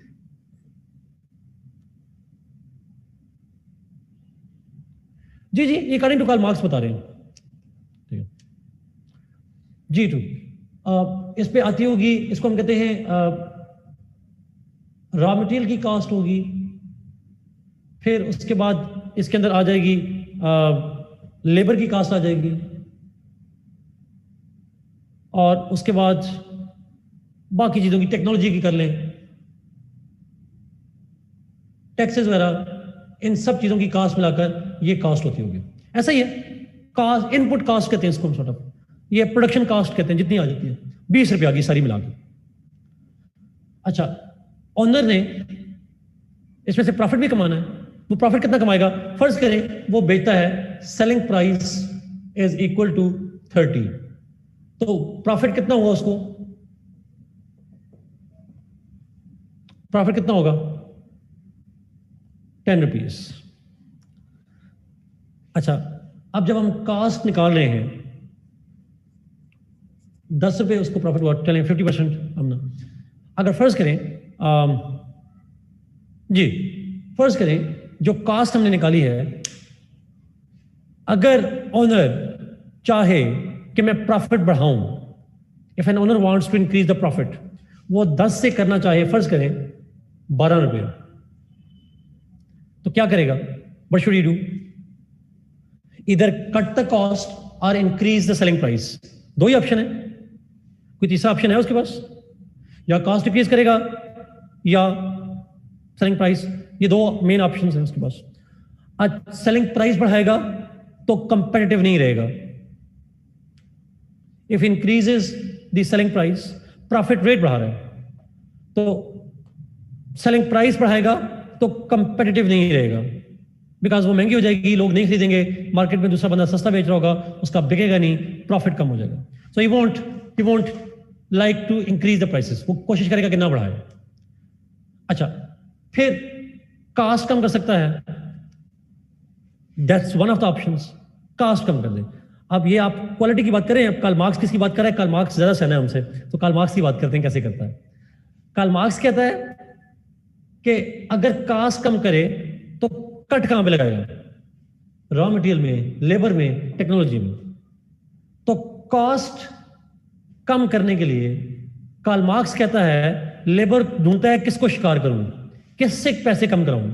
उसे टारगेट मिलता है वर्कर, रॉ मटेरियल नहीं, उसे टारगेट मिलता है वर्कर. देखिए एक जमाने में, अदील आपके लिए सवाल, आप लोग जो बात करें रॉ मटेरियल वगैरह की बात करें, एक जमाने में चीप रॉ मटेरियल के लिए उन्होंने फिर क्या किया? कॉलोनाइजेशन शुरू कर दी.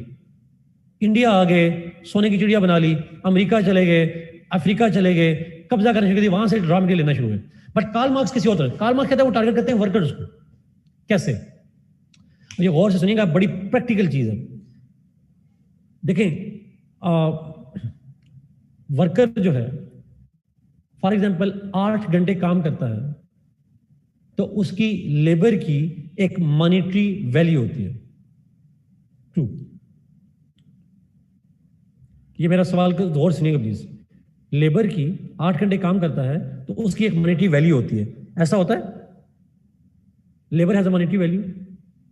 बंदा 8 घंटे काम करे, उसे दिन का 300-500 रुपया मिलता होगा, उसे कोई खास अमाउंट मिलती होगी, और वो उतनी अमाउंट होती है जितनी उसकी यहां पे कास्ट में आता है.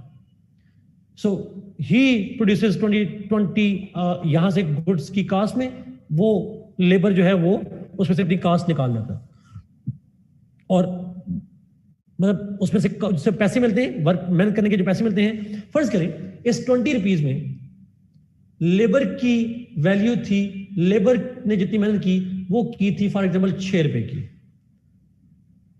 फर्ज कर रहा हूं हाइपोथेटिकली 20 रुपए की प्रोडक्ट है, उसमें 6 रुपए की जो उसकी वैल्यू है, it is because of the labour.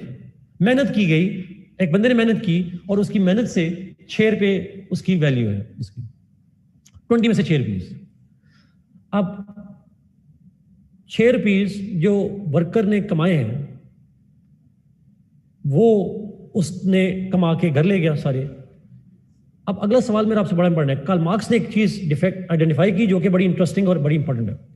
Karl Marx ने कहा कि ओनर को रियलाइज हुआ, बुर्जुआजी को रियलाइज हुआ, बड़ा शार्प आदमी है बुर्जुआजी, उसको रियलाइज हुआ कि ये जो वर्कर है इसकी लेबर की जो वैल्यू है, लेबर जो मेहनत करने की सलाहियत है, उसकी एक मॉनेटरी वैल्यू है 6 रुपए इस केस में, वो वैल्यू पेरिशेबल है। पेरिशेबल क्या होती है? ये वैल्यू पेरिशेबल है, मतलब what does it mean? It can expire, वो खत्म हो जाएगी, खराब हो सकती है। It can expire its value, गलना सुनना, एक्सपायर हो जाएगी। देखिए मिसाल देता हूं छोटी सी, अगर सुनिएगा। और एक मजदूर है, वो दिहाड़ीदार मजदूर है, एक दिन में वो कमाता है 500 रुपया। अगर उसे एक दिन दिहाड़ी ना मिले, अगले दिन उतना ही टाइम काम करके क्या उसे 1000 रुपया मिल जाएगा? Will he regain the value of the previous time? इसका मतलब the value of the labor was lost. If he did not work, the value was lost. Was it lost temporarily or it was lost permanently? एक दुकानदार एक दिन दुकान बंद कर दे, एक दुकानदार एक दिन दुकान बंद कर दे, क्या उसे पैसे आएंगे वापस? ये परमानेंट लॉस होती है जी, it's permanently lost, it's not temporarily. Because वो टेम्परेरी से मतलब देखिए ना, एक मजदूर है, 1 तारीख को उसने 500 कमाना है, 2 तारीख को 500 कमाना है, 3 तारीख को 500 कमाना है। तो अगर ये लॉस कर जाए, कब कमाएगा वो? How would he gain it again? Because value तो वही है, ही लॉस्ट इट फॉरएवर। देखिए ना, सरकारी मुलाजिम क्या होते हैं, एक दिन छुट्टी पे जाएं तो क्या तनख्वाह कटती है उनकी? नहीं कटती सॉर्ट ऑफ। लेकिन एक मजदूर एक दिन मजदूरी ना करे, अगले दिन के पैसे तो मिलेंगे, पिछले दिन के पैसे तो नहीं मिलेंगे उसे। He won't get it again, he lost it forever.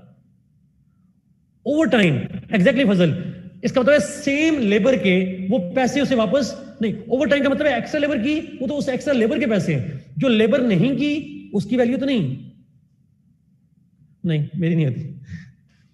So, जो उसने लेबर नहीं की उसकी वैल्यू तो नहीं। When time is gone, he can't earn back. Exactly अरफा, इसलिए तो लफ्ज निकला time is money. That's why we have an idiom, time is money. Because if you waste the time, you waste the money. That's a simple idea. Karl marks ने कहा owner को ये उसका defect पता था, तो ओनर ने worker को कहा, अब ये सुनिएगा, उसको कहा तुम मेहनत करोगे 6 रुपए की, लेकिन तुम्हें मैं दूंगा 4 रुपए। तुम मेहनत करोगे 6 रुपए की, बट तुम्हें मैं पैसे दूंगा 4 रुपए के। So the value of your labour is 6 rupees, but I will give you 4 rupees. Worker सोच में पड़ जाता है। कार्ल मार्क्स से वो लफ्ज ये नहीं होंगे, बट उसका वर्कर सोच में पड़ जाता है। वो सोचता है, ही थिंक्स दैट अगर मैंने 6 रुपए की खातिर 6 रुपए कमाने हैं, लेकिन मैं मेहनत उतनी ही करूंगा, मुझे 4 रुपए दे रहा है। अगर मैं कहूं I refuse to work, if I refuse to work, then I will not get any single penny. मैं एक पेनी भी नहीं लूंगा। उससे लेबर करवा रहा है 6 रुपए की और उसे दे रहा है 4 रुपए, तो मुझे बाकी 4 भी नहीं मिलेंगे। I will earn 0। And can laborer survive if he does not earn the money?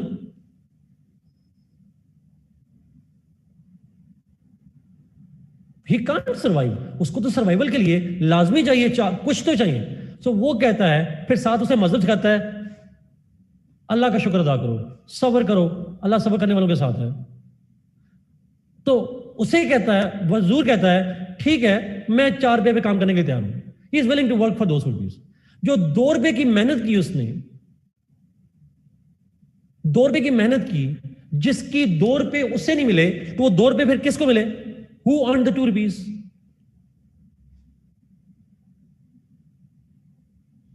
Honour.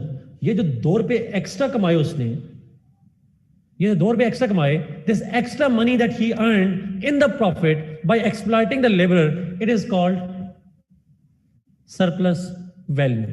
This surplus money, by taking advantage of a natural defect, Karl Marx की लफ्ज़ है ये, उसने कहा मजदूर की मजदूरी में नेचुरल डिफेक्ट है कि वो एक्सपायर हो जाती है एक वैल्यू के बाद। देखिए बड़ी इंटरेस्टिंग सी स्टोरी है, मैं हैरान होता हूं कभी कभी सोच के। आप गाड़ी लेकर रखें, 2 साल बाद वैल्यू बढ़ जाती है उसकी, बाज़ जमीन लेकर रखें वैल्यू बढ़ जाती है उसकी। मजदूर अपनी मजदूरी छिपा के रखे, 2 साल बाद वैल्यू बढ़ेगी?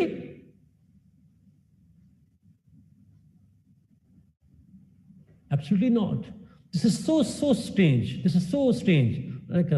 तो ये नेचुरल डिफेक्ट है जो मजदूर का होता है, जिसका फायदा उठाता है ओनर। अब आखिरी जुमला यहां पे, आप में से कुछ लोग शायद घर में काम करते होते हैं, तो बड़ी इंटरेस्टिंग सी एक स्टोरी होती है, कभी सुनिएगा।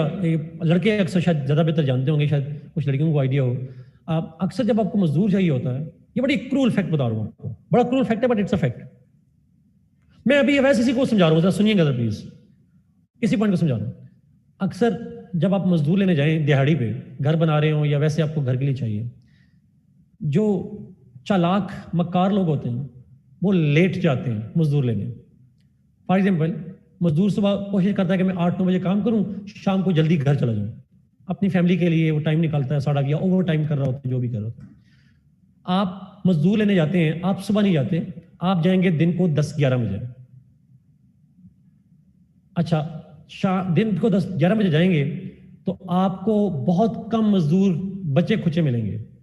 वो मजदूर मिलेंगे जिनको किसी ने हायर नहीं किया। जिनको हायर करना था वो जल्दी सुबह हायर करके चले गए, काम पे चले गए, और जो हायर नहीं हुए बेचारे वो बच गए शाम तक। आप उन्हें कहते हैं कि तुम्हें मैं जहां 500 मजदूरी है मैं तुम्हें 300 दूंगा, काम करना तो कर लो। अब वो बेचारा मजदूर सोच में पड़ जाता है, मैं क्या करूं, काम मैंने 8 घंटे पूरा करना है, मेहनत मैंने उतनी करनी है जितनी सुबह वाले ने की है, लेकिन सुबह वाले को 500 मिला है, मुझे ये बंदा 300 दे रहा है, लेकिन वो सोच में पड़ जाता है, मैं क्या करूं, शुड आई डू दैट?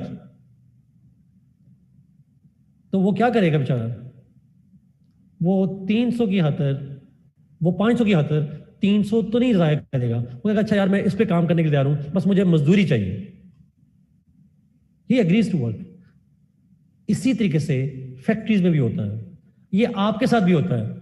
आप प्राइवेट कंपनी में जब जाते हैं, आपको कहा जाते हैं सैलरी इज नेगोशिएटेबल। ये नेगोशिएटेबल क्या होता है?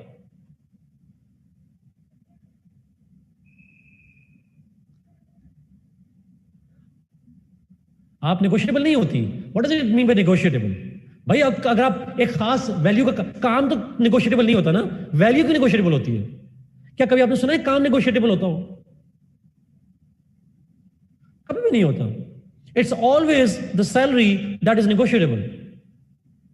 That's exploitation, extra profit. आपको कहते हैं आप फ्रेश ग्रेजुएट हैं, कम पैसे में मिलेंगे, आप कहते हैं अच्छा ठीक है भाई, ठीक है कोई बात नहीं, करने के लिए तैयार है, एक्सपीरियंस ही होगा ना। हम तो एक्सपीरियंस के चक्करों में अगलों को प्रॉफिट कर देते हैं थोड़ा। This is exploitation of the workers. ये जो एक्स्ट्रा प्रॉफिट कमाया जाता है, that goes into the hand of. इसको काउंटर करने के लिए स्टेट मिनिमम वेज रख देती है। अच्छा, अवैस मिनिमम वेज पे आ जाते हैं आप। वैसे आपसे सवाल है 2 चीजों पे। मिनिमम वेज जो है जी, मिनिमम वेज जो आपके वैसे बात कर रहे हैं, फर्ज करें 15,000 रुपए है मिनिमम वेज, तो आपको क्या लगता है 2 चीजें, क्या उनसे जो लेबर की वैल्यू है वो 15,000 की होती है? Is it the same?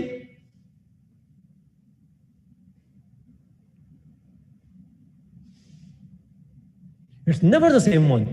अगला सवाल, और आपको पता है पाकिस्तान में अक्सर जगहों पे मिनिमम वैल्यू लिखवाई जाती है, सैलरी में दी नहीं जाती। आपको लिखवाई जाती है बट मिनिमम वेज दी नहीं जाती। साइन करवा जाते हैं, आपकी सैलरी 17,000 है, लेकिन आपको दी जाती है 15,000। This is what happens in Pakistan. So ये सरप्लस वैल्यू है. कार्ल मार्क्स कहता है ये सरप्लस वैल्यू है जो वर्कर्स के साथ, चाहे वो इंडस्ट्रियल वर्कर्स हों, चाहे वो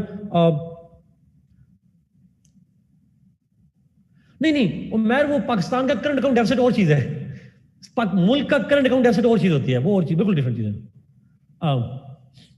that's true. Now surplus value पे आते हैं जी वापस.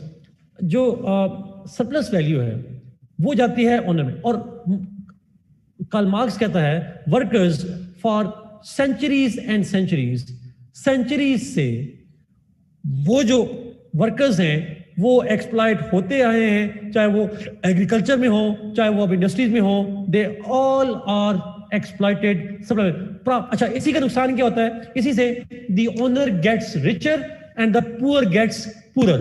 बिकॉज जितनी भी, इसीलिए तो दुनिया में एक इंडिकेटर है, प्लीज जरा गौर से सुनिएगा. आपने अक्सर सुना है एक दुनिया में इंडिकेटर आता है जी, इनकम गैप बढ़ गया एक मुल्क के अंदर, rich are getting richer and poor are getting. अक्सर आपने सुना है ये लफ्ज, the income between the rich and poor, ये अक्सर जुमला होता है. तो ये एक इंडिकेटर है. इफ इन अ कंट्री, गौर से सुनिएगा please, if in a country the income gap increases, the rich get richer and poor get poorer, it means कि उस मुल्क में सरप्लस वैल्यू हो रही है. This is the indicator.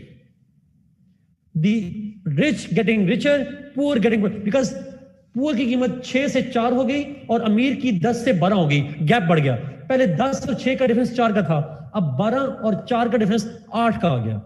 The in gap in rich and poor reflects the surplus value in that state, exploitation in that state.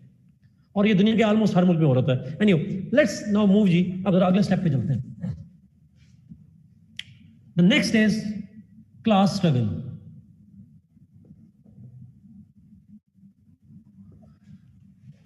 दो classes मैंने बताई थी, owners and workers.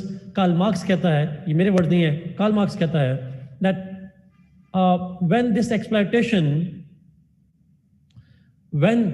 exploitation goes on for decades and decades and centuries, तो एक वक्त आता है, a time comes that the workers get together, they resent that exploitation, वो उस exploitation से तंग आते हैं, and ultimately they raise an issue, they resist and they protest and they bring revolution against the owners.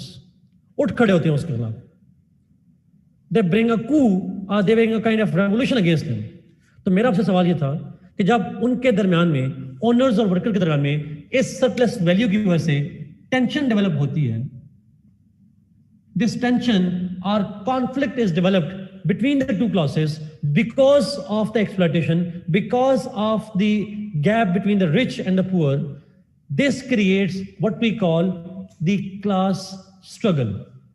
But it only happens after generations of centuries गुजरती हैं, सदियां गुजरती हैं, और Aahista Aahista slowly and gradually the laborers realize how they are being exploited, और फिर वो उठ खड़े होते हैं and they resist.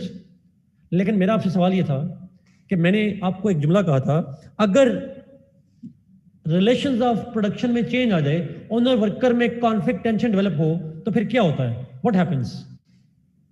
Structure changes. Ridar, exactly. Structure में चेंज कौन लाता है? Who brings the change? Owner लेकर आता है. And this is what Karl Marx से जी, उसने कहा ये कैपिटलिस्ट लेकर आते हैं, टेंशन होती है, क्लास स्ट्रगल होती है, और उस क्लास स्ट्रगल के नतीजे में ओनर्स वर्कर के खिलाफ रिवॉल्ट करते हैं, और वर्कर्स फिर उनको पैसिफाई करने के लिए, अपने कंट्रोल को मेंटेन करने के लिए ही एडजस्ट्स द सुपर स्ट्रक्चर, उसको रिफॉर्म कर लेता है, चेंज कर लेता है, ताकि उसकी ओनरशिप भी कायम रहे और उसकी प्रॉफिट मेकिंग भी कायम रहे. This is one of the major factors over here. That's true. So एक आप बिल्कुल ठीक कह रही हैं, जो लेबरर्स की रियलाइजेशन है, उनकी जो कॉन्शियस है, that has to be raised for their rights and all that. एक वक्त आता है कि वो रेज होती है, कोई करता है, ये रेज होती है, but somehow they ultimately resist to that. True. अब ये कहलाती है class struggle. So class struggle is the conflict between the owners and workers that happens over the period of time, that resentment develops over the period of time, resulting into a clash between the owners and workers because of the exploitation in surplus value. This is called the class struggle, and the class struggle results in change in superstructure. ये basically उसका जो point है. That's true, Arslan, absolutely. It brings not a significant revolution, but it revolution का लफ्ज़ शायद मुझे use नहीं करना चाहिए, और आप ठीक कह रही हैं. कल मार्क्स ने लफ्ज़ revolution यूज नहीं किया. उसने कहा they rise up against the owners, a class struggle ensues, and that class struggle forces the owners to change the superstructure, reform the superstructure. Ji, class struggle means struggle between upper class, यानी owner class, and worker class. Conflict between owner class and worker class. Rebellion kya hai. Now, let me go to the fourth point, and again, a very, very important point. ये जो चौथा point है ना, fourth point, dialectic history. ये point शायद सबसे important है. सबसे इंपॉर्टेंट फाउंडेशन अंडरस्टैंडिंग के लिए सबसे इंपॉर्टेंट थी. डायलेक्टिक हिस्ट्री मॉडर्न दौर को समझने के लिए कम्युनिज्म की बहुत अच्छी है. इनफैक्ट अगर आप कोल्ड वॉर के काज देखें तो आप इसकी बात करेंगे.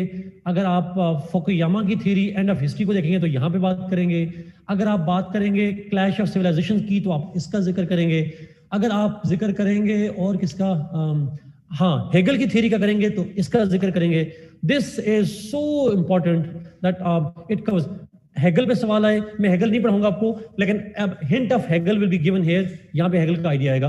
और मैंने कहा फुकुयामा की थ्योरी एंड ऑफ हिस्ट्री की का इस तरीके से आपकी जो क्लैश ऑफ सिविलाइजेशंस है, ये सारी theories somehow they relate with this point. तो इस चीज को जरा गौर से सुनिएगा प्लीज. डायलेक्टिक्स कैसे कहते हैं? डायलेक्टिक का आइडिया कार्ल मार्क्स ने लिया था हेगल से. Karl Marx have taken the idea of dialectics from Hegel. Hegel का नाम मैंने लिया, मैंने पहले भी कहा था हेगल इन्फ्लुएंस्ड हिम.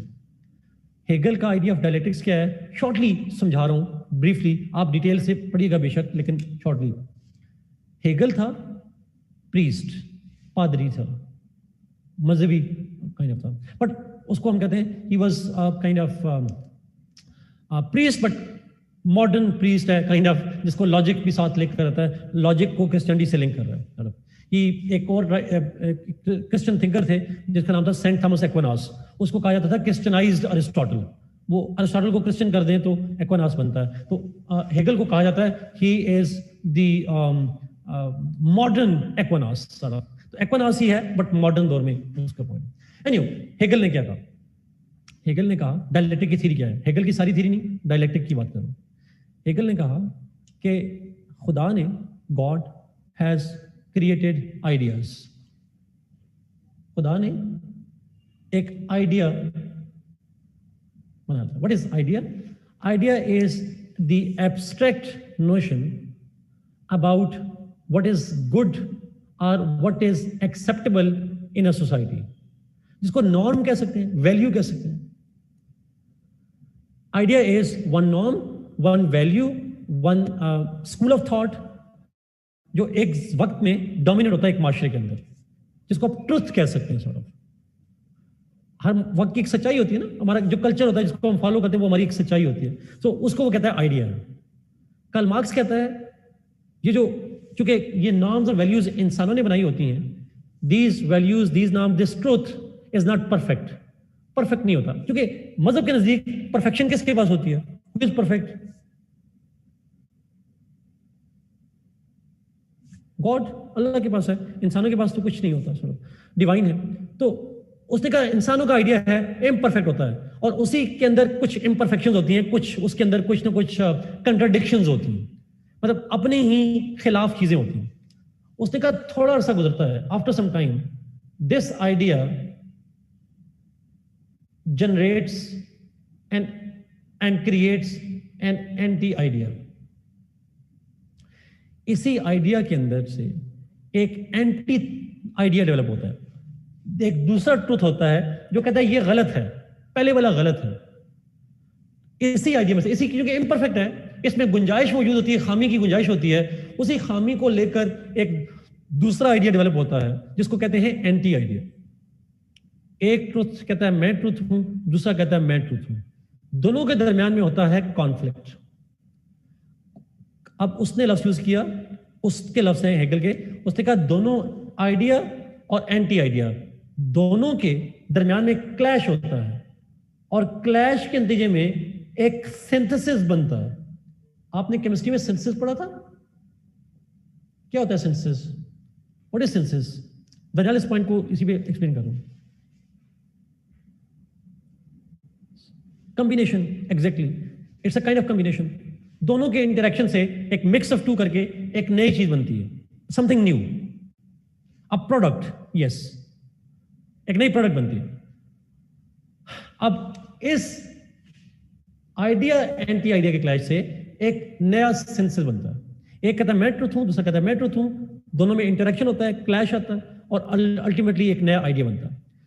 ये जो सिंथेसिस है ये अगेन एक आइडिया है, लेकिन इस आइडिया जो सिंथेसिस है बेसिकली वो भी तो एक नई प्रोडक्ट है तो वो भी एक आइडिया। आइडिया क्या है? अरवा बड़ा आसान सा लफ्ज़ है, प्लीज इसको गौर से सुनिएगा। हम माशरे की एक वक्त की सच्चाई बोलते हैं। हर दौर में एक नाम या वैल्यूज होती हैं जिसको माशरा फॉलो करता है। हम अपने रहने सहने के लिए कुछ कोड बनाते हैं और उसको कहता है वो आइडिया। और हमें लगता है, मिसाल के बाद हमें लग दिया, हमारे माशरे में ऑलमोस्ट जनरली तय होता है कि ये मजहब होगा, ये कल्चर का रोल है, हम ऑलमोस्ट तय कर देते हैं एक सॉर्ट ऑफ। तो वो एक ट्रुथ जो होता है एक वक्त का, उसको हम आइडिया कहते हैं। उसने कहा आइडिया, कुछ लोग उससे एग्री नहीं करते, क्लैश होता है, it's a hybrid idea, yes Adeel, और नया एक आइडिया डेवलप होता है। वक्त के साथ साथ ये भी चैलेंज हो जाता है, it is challenge by its anti idea, फिर नया सेंसेस बनता है। No, God did not form it, वो कह this idea was created by man, इंसानों ने बनाया वो। अभी आ रहा हूं उसके बाद। अरवा आपका सवाल है, it's not a God's form idea, it's man made idea, इंसानों ने बनाया वो खुदा के साथ एट्रीब्यूट करते हैं बट इंसानों ने बनाया। एंटी आइडिया भी इंसानों ने बनाया क्लैश करके। लेकिन कार्ल मार्क्स, सॉरी, हेगल कहता है, हेगल के लफ्ज हैं, Hegel's words are that every new idea या every synthesis is improved form of the previous ideas. पहले आइडियाज की वो इंप्रूव्ड फॉर्म है, it's better than the old ones. फिर नया सिंथेसिस बना, ये अगेन जो नया आइडिया बना, it is better than the previous ones, refined form है, इंप्रूव फॉर्म है। उसने कहा तारीख में historically this clash between idea anti idea resulting into a synthesis, और synthesis is again an idea, फिर एंटी आइडिया, फिर सिंथेसिस, फिर आइडिया, फिर सिंथेसिस। उसने कहा history has always moved that way. तारीख हमेशा ऐसे मूव करती है, आइडियाज आते हैं, चैलेंज होते हैं, नया आइडिया आता है, चैलेंज होता है, फिर नया आइडिया आता है, फिर चैलेंज होता है। History moves in that way. This is a continuous infinite process. दो point important. One, this triangular relationship between idea, anti-idea and synthesis is called dialectics. इसको कहते हैं dialectics. The clash between idea and anti-idea resulting in synthesis is called dialectics. ये लफ्ज़ है dialectic. तारीख में कितने dialectic होंगे according to Hegel? How many dialectics?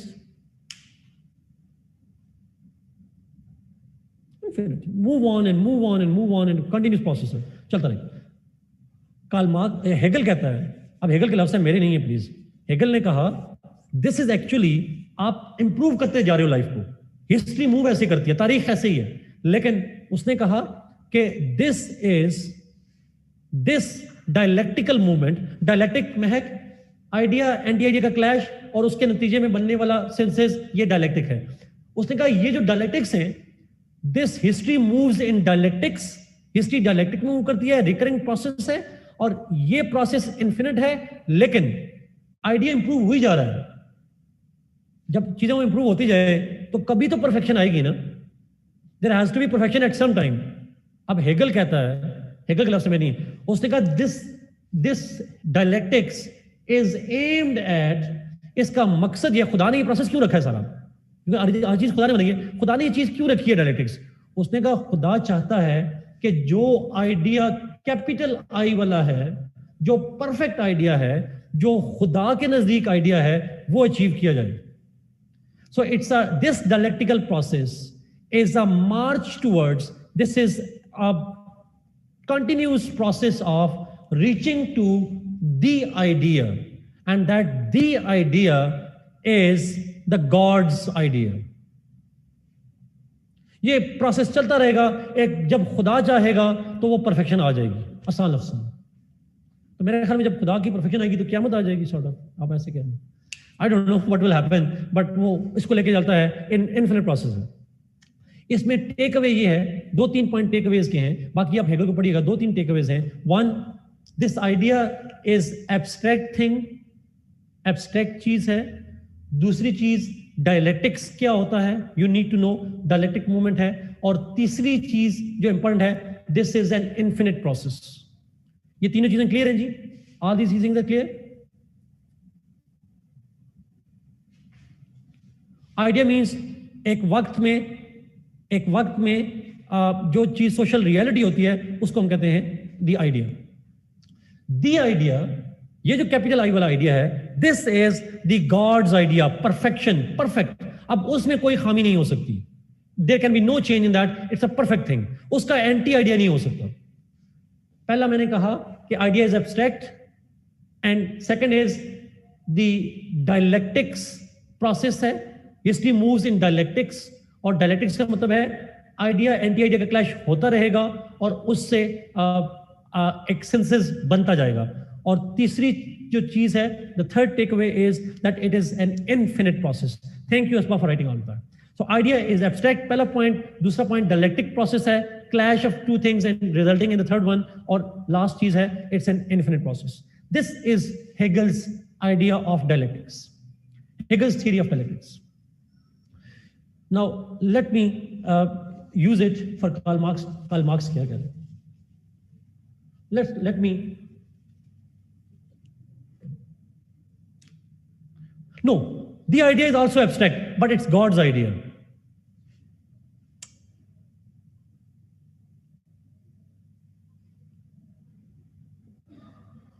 Dialectic history.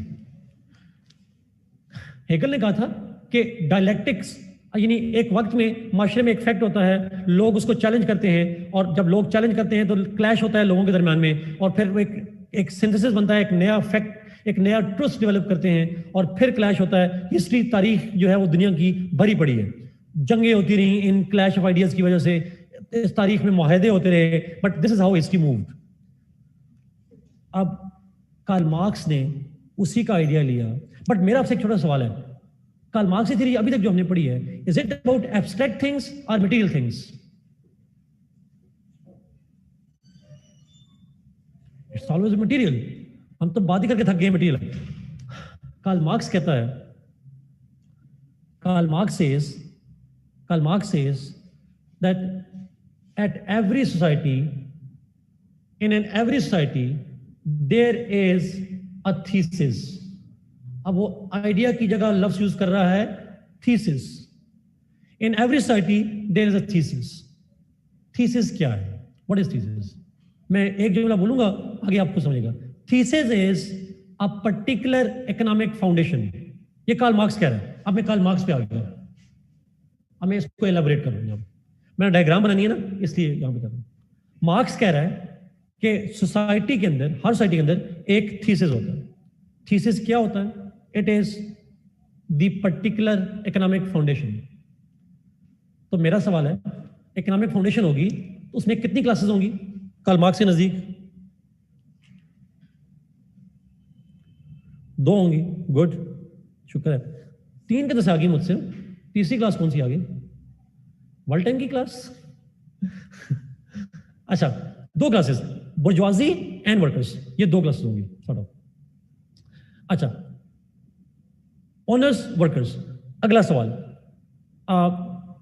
वो जो इकोनॉमिक फाउंडेशन है उसमें एक खास मोड ऑफ प्रोडक्शन भी होगा, बिकॉज कैपिटल प्रोड्यूस और होगा, there will be a particular mode of production. ऐसा ही है, कैपिटल प्रोड्यूस और होगा ना, मोड ऑफ प्रोडक्शन भी होगा, जो भी होगा सॉर्ट ऑफ। अगला सवाल, वहां पे एक्सप्लॉयटेशन हो रही होगी कि नहीं हो रही होगी ओनर वर्कर की? ओनर वर्कर को एक्सप्लॉइट कर रहा होगा, यस। तो वो सॉरी फाउंडेशन की जो चीजें पढ़ी है ना, वो सारी होगी उस क्लास में, उस फाउंडेशन में कुछ ना कुछ सुपर स्ट्रक्चर भी होगा। There must be some superstructure, कोई लॉ होगा, कोई स्टेट होगी, कोई कल्चर होगा, कोई रिलीजन होगा, काइंड ऑफ होगा, सारी चीजें। सारों का जवाब यस यस आ गया, गुड।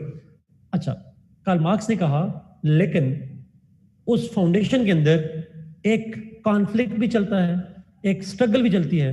किसके दरमियान में होती है?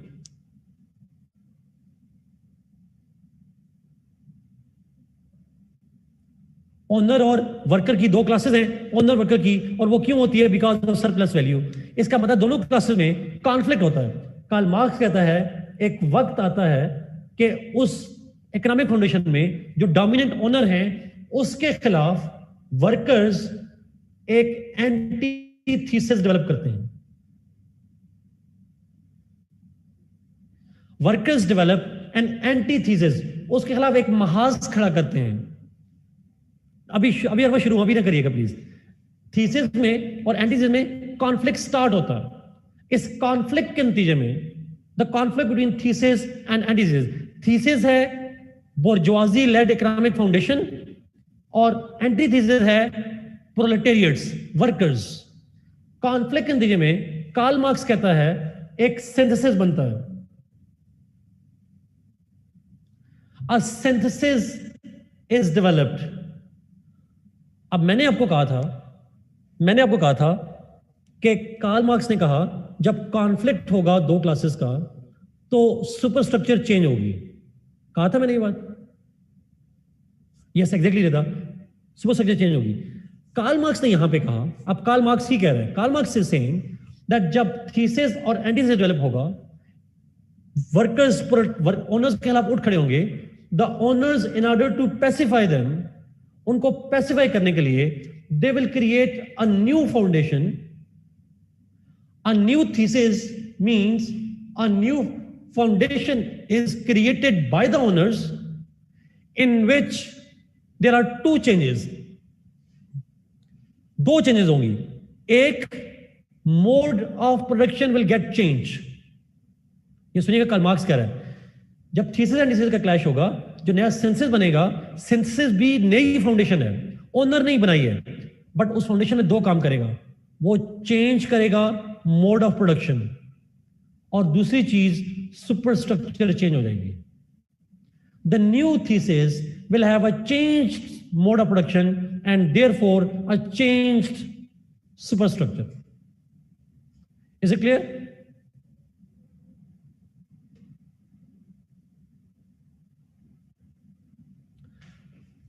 जब यहां पे चेंज होगा, अब उस फाउंडेशन में वर्कर को लगेगा कि मैंने बड़ी तीर मार लिया, मैंने बड़ा चेंज कर लिया। जी उसी तरीके से थीसिस एंटीथीसिस क्लैश। अच्छा, उसको लगेगा मैंने चेंज कर दिया, वो नई मोड ऑफ प्रोडक्शन में कहेगा अब शायद मेरी एक्सप्लॉयटेशन नहीं होगी। मिसाल मैंने यहां पे परफेक्शन का लफ्ज़ इस्तेमाल ही नहीं किया, मैं तो हेगल का सिर्फ आपको 3 टेकअवेज बताए। अभी इस पे आते हैं, इस पे मैंने परफेक्शन का वर्ड यूज नहीं किया। उसने कहा, कार्ल मार्क्स ने कहा नई इकोनॉमिक फाउंडेशन बनती है।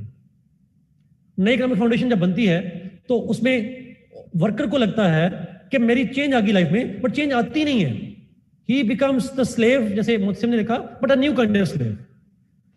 नए थीसिस में नया मोड ऑफ प्रोडक्शन, नया सुपर स्ट्रक्चर। लेकिन कार्ल मार्क्स कहता है एक्सप्लॉयटेशन होती रहती है, जब सदियां गुजरती हैं, after centuries and centuries of times, उसका भी फिर एंटीथीसिस डेवलप होता है।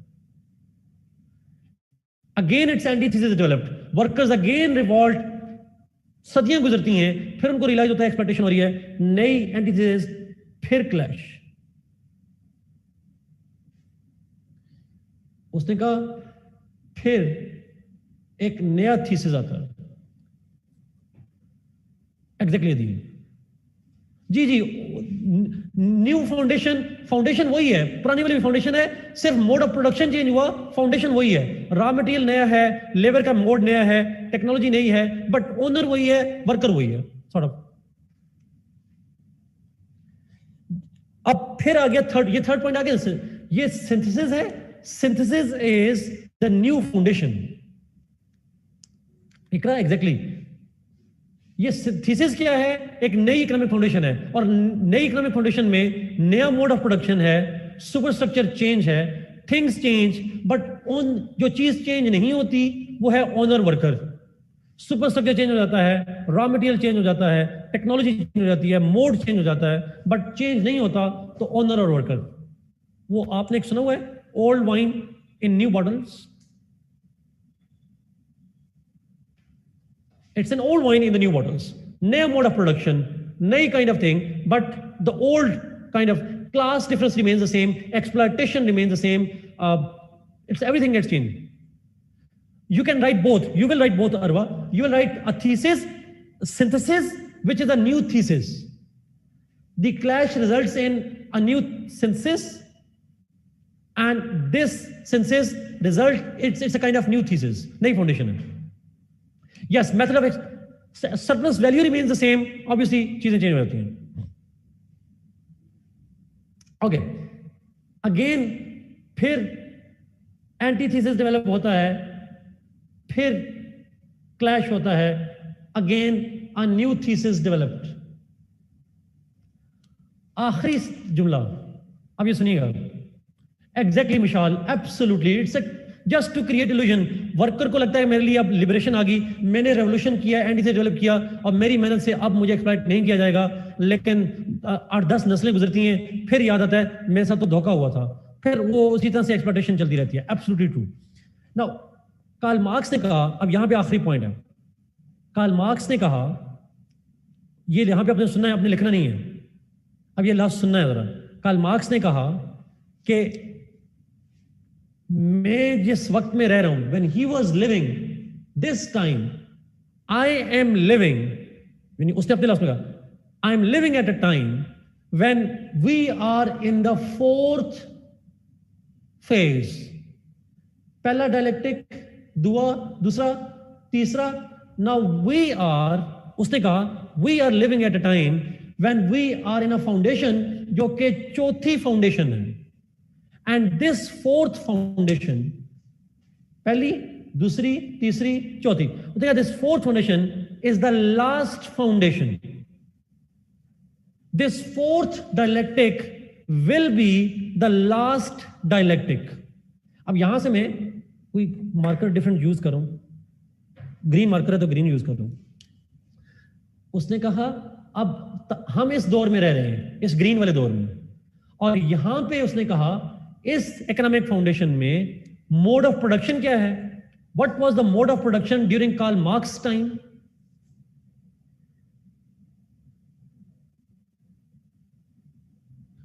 कैपिटल कहां produce? Industry. Exactly Anam, absolutely, it was industrial mode of production. और उसने कहा इस जमाने में इंडस्ट्रियल कैपिटलिज्म, उसने कहा industrial capitalism is on the peak. और उसने क्या ऑब्जर्व किया था, जर्मनी में क्या हो रहा है, मैंने कॉन्टेक्स्ट में समझाया था. What was happening to the people, workers? They were living a pathetic life. Exploitation हो रही थी, workers were being exploited to the extreme. Now उसने कहा ये सरप्लस वैल्यू की एग्जांपल है. Miserable conditions थी. Rich were getting richer, poor were getting poorer, and this class gap was being created because of the exploitation. उसने कहा, अब Karl Marx कह रहा है, my writings, कार्ल मार्क्स ने कहा मेरे writings, my work will create awareness among the workers. मेरे पैरोकार, मेरे आइडियाज दुनिया भर में बताएंगे, मजदूरों को जगाएंगे कि तुम्हारे साथ एक्सप्लॉयटेशन हो रही है, वरना तो सदियां रहेंगी और वो सोते रहेंगे. I will create them, I will create awareness among them. और मैं एंटीथीसिस डेवलप करूंगा. और वो एंटीथीसिस कौन होंगे? प्रोलेटेरिएट्स होंगे, प्रोलेटेरिएट्स होंगे. एंड दोज वर्कर्स, अब ये ग्रीन का मतलब है, ये फ्यूचर की बात कर रहा है, ऐसा होगा. वर्कर्स उठ खड़े होंगे, फिर क्लैश होगा, और जो नया क्लैश होगा, जो नया सिंथेसिस बनेगा, उसने कहा this proletariats, these workers will revolt because they were being exploited, और उस exploitation के खिलाफ उठ खड़े होंगे और एक नया रेवोल्यूशन लेकर आएंगे, जिस रेवोल्यूशन को वो कहता है प्रोलेटेरिएट रेवोल्यूशन। PR में लिख दिया, पेपर में आप पूरा लिखिएगा, proletariat revolution. And in this revolution the workers, अब देखें यहां पे आखिरी जुमला इसलिए आपको समझ आ जाएगी, आसान सा है, टाइम भी ऊपर हो गया, बट पहले जब भी एंटीथेसिस आता था तो ओनर्स बेवकूफ बनाते थे, मोड ऑफ प्रोडक्शन चेंज करते थे और वर्कर्स खुश हो जाते थे। It was like perpetual slavery for them, एक ब्लफ था उनके लिए। कार्ल मार्क्स ने कहा अब नहीं चलेगा, माई writings, my ideas would aware the masses, workers को बताएंगे कि आपने नई मोड ऑफ प्रोडक्शन में नहीं जाना। You won't go into the mode of production, new mode of production, because then you will get into a new kind of slavery, new kind of exploitation. तो फिर क्या करें? अब कार्ल मार्क्स यहां पे आइडिया ले रहा है रूसो वाला। कार्ल मार्क्स ने कहा I would kind of make them aware, I will tell them proletariats that your freedom depends upon the end of the concept of property. In this revolution, the concept of private property, private capital must be disbanded. Nobody should be allowed to own property. जैसे lock के से पहले होता था state of nature में, जैसे Rousseau की state of nature में होता था, no property, property is serpent, property की वजह से बन गया ओनर, एक बन गया वर्कर। कार्ल मार्क्स ने कहा इस रेवोल्यूशन के जरिए में एक क्लासलेस सोसाइटी, अब मैं यहां पे इसको मिटा रहा हूं, एक क्लासलेस सोसाइटी बनेगी। क्लासलेस का मतलब है प्रॉपर्टी होगी नहीं। अगर प्रॉपर्टी होगी नहीं तो क्या कोई ओनर और वर्कर होगा? Will there be owner and worker? Obviously not, because property नहीं है तो ओनर और वर्कर कैसा हुआ? If there is no owner and worker, तो मेरा सवाल यह आपसे है, कौन किसको एक्सप्लॉइट करेगा? Will there be exploitation? नहीं होगी। अगर एक्सप्लॉइटेशन नहीं होगी, विल देयर बी एंटीथेसिस?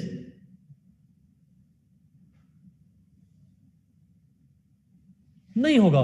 तो क्या नया डायलेक्टिक्स बनेगा? Will there be new dialectics? नहीं होना।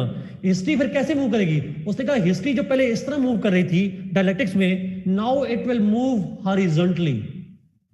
हिस्ट्री हॉरिजॉन्टल हो जाएगी, dialectic history will end, no more clash, it's all horizontal history. आखिरी जुमला, अगर ओनर वर्कर नहीं होगा, जरा गौर से सुनिएगा please. Yes, equality, economic equality, और इकोनॉमिक इक्वालिटी किसी के पास कुछ नहीं है, यही इक्वालिटी है। अगला सवाल बहुत इंपॉर्टेंट, आखिरी जुमला है, अगर ओनर वर्कर की डिस्टिंक्शन नहीं होगी, everybody is the owner, everybody is the worker, economic equality है, एक्सप्लॉइटेशन नहीं हो रही, what will happen to super structure? Super structure के साथ क्या होगा? It will collapse absolutely. Karl Marx के वर्ड्स हैं, let me choose his words. उसने कहा the super structure shall wither away, फूंक मारेंगे उड़ जाएगी, खत्म हो जाएगी। क्योंकि स्टेट किस लिए बनी थी? ओनर को सपोर्ट करने के लिए, मजहब बना था ओनर के लिए, everything was created for the owners. तो अब अगर ओनर ही नहीं रहा तो state will collapse, the entire super structure will disappear, खत्म हो जाएगी, उड़ जाएगी। तो मेरा सवाल है, क्लासलेस सोसाइटी होगी, विल देयर बी स्टेट्स? क्या स्टेट्स होंगी?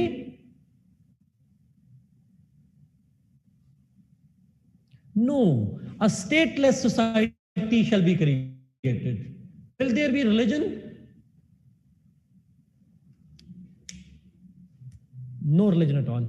This is what we call the Marxist theory and this is called, वो फिर आपने सुना है ना, जब तख्त उछाले जाएंगे, जब पता नहीं ताज गिराए जाएंगे, फैज अहमद फैज साहब and all that, this will the time जब राज करेगी खल्क़ खुदा, मजदूर और ओनर्स सारे एक जगह पे इकट्ठे हो जाएंगे. This is what we call the entire Marxist theory जी. This entire of it is proletariat revolution. Proletariat revolution. एक बच्चे ने पेपर में लिखा था पाकिस्तान रेलवे, आप ना लिखिएगा पाकिस्तान रेलवे.